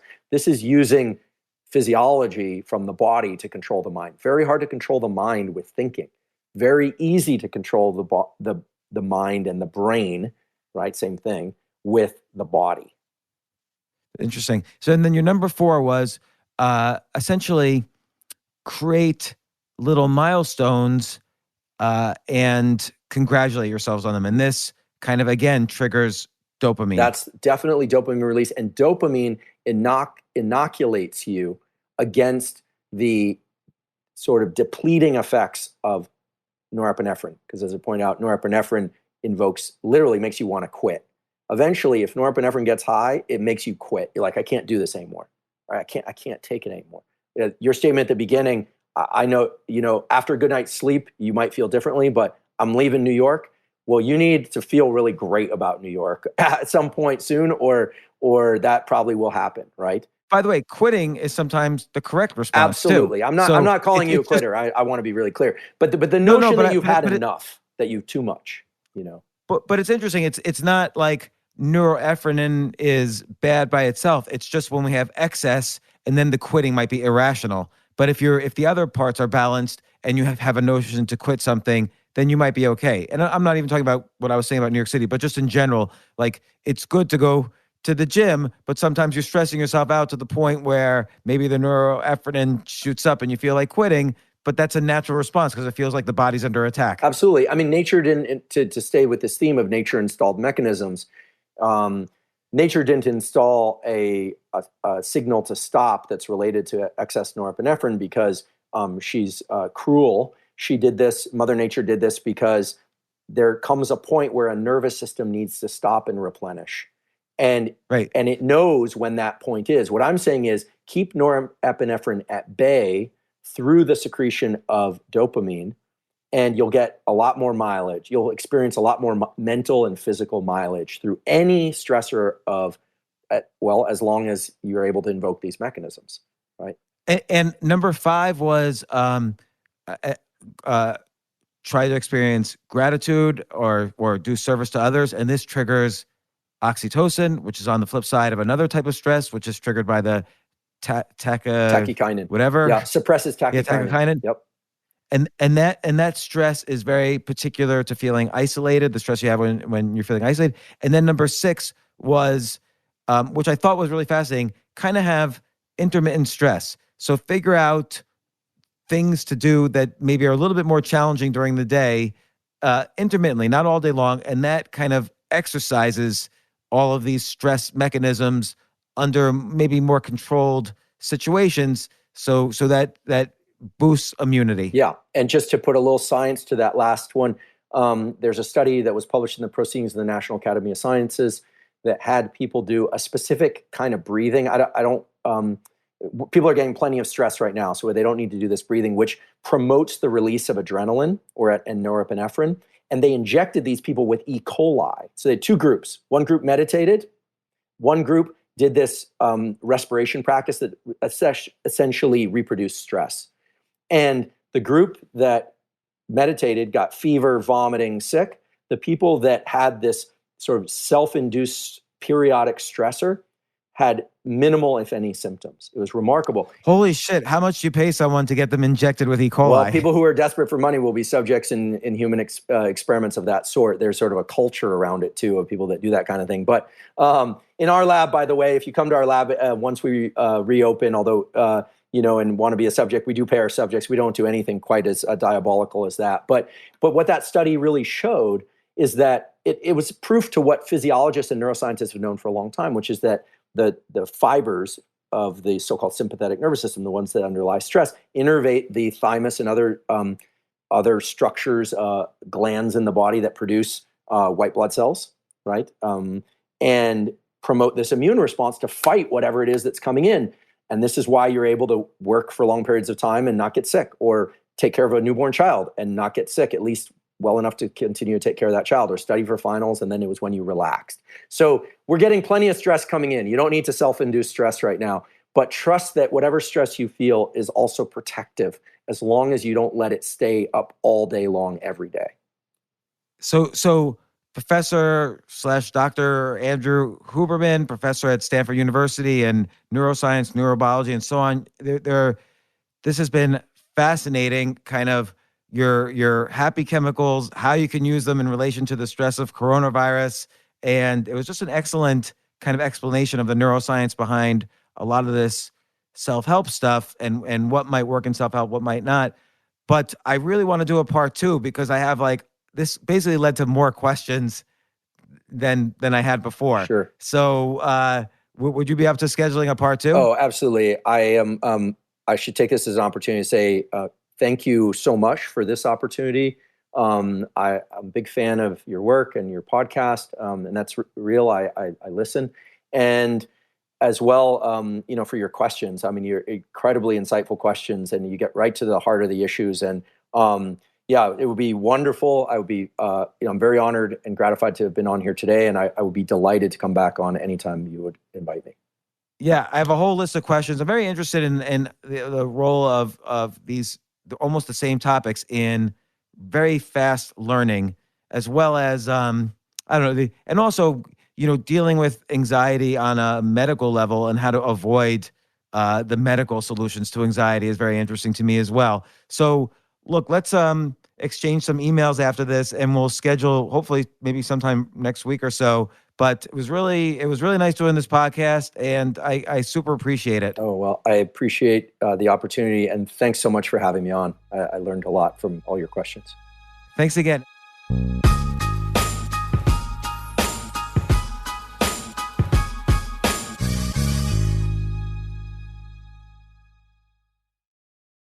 AI might be the most important new computer technology ever. It's storming every industry, and literally billions of dollars are being invested. So buckle up. The problem is that AI needs a lot of speed and processing power, so how do you compete without costs spiraling out of control? It's time to upgrade to the next generation of the cloud, Oracle Cloud Infrastructure, or OCI. OCI is a single platform for your infrastructure, database, application development, and AI needs. OCI has 4 to 8 times the bandwidth of other clouds, offers one consistent price instead of variable regional pricing, and of course, nobody does data better than Oracle. So now you can train your AI models at twice the speed and less than half the cost of other clouds. If you want to do more and spend less, like Uber, 8x8, and Databricks Mosaic, take a free test drive of OCI at oracle.com/advance. That's oracle.com/advance. oracle.com/advance.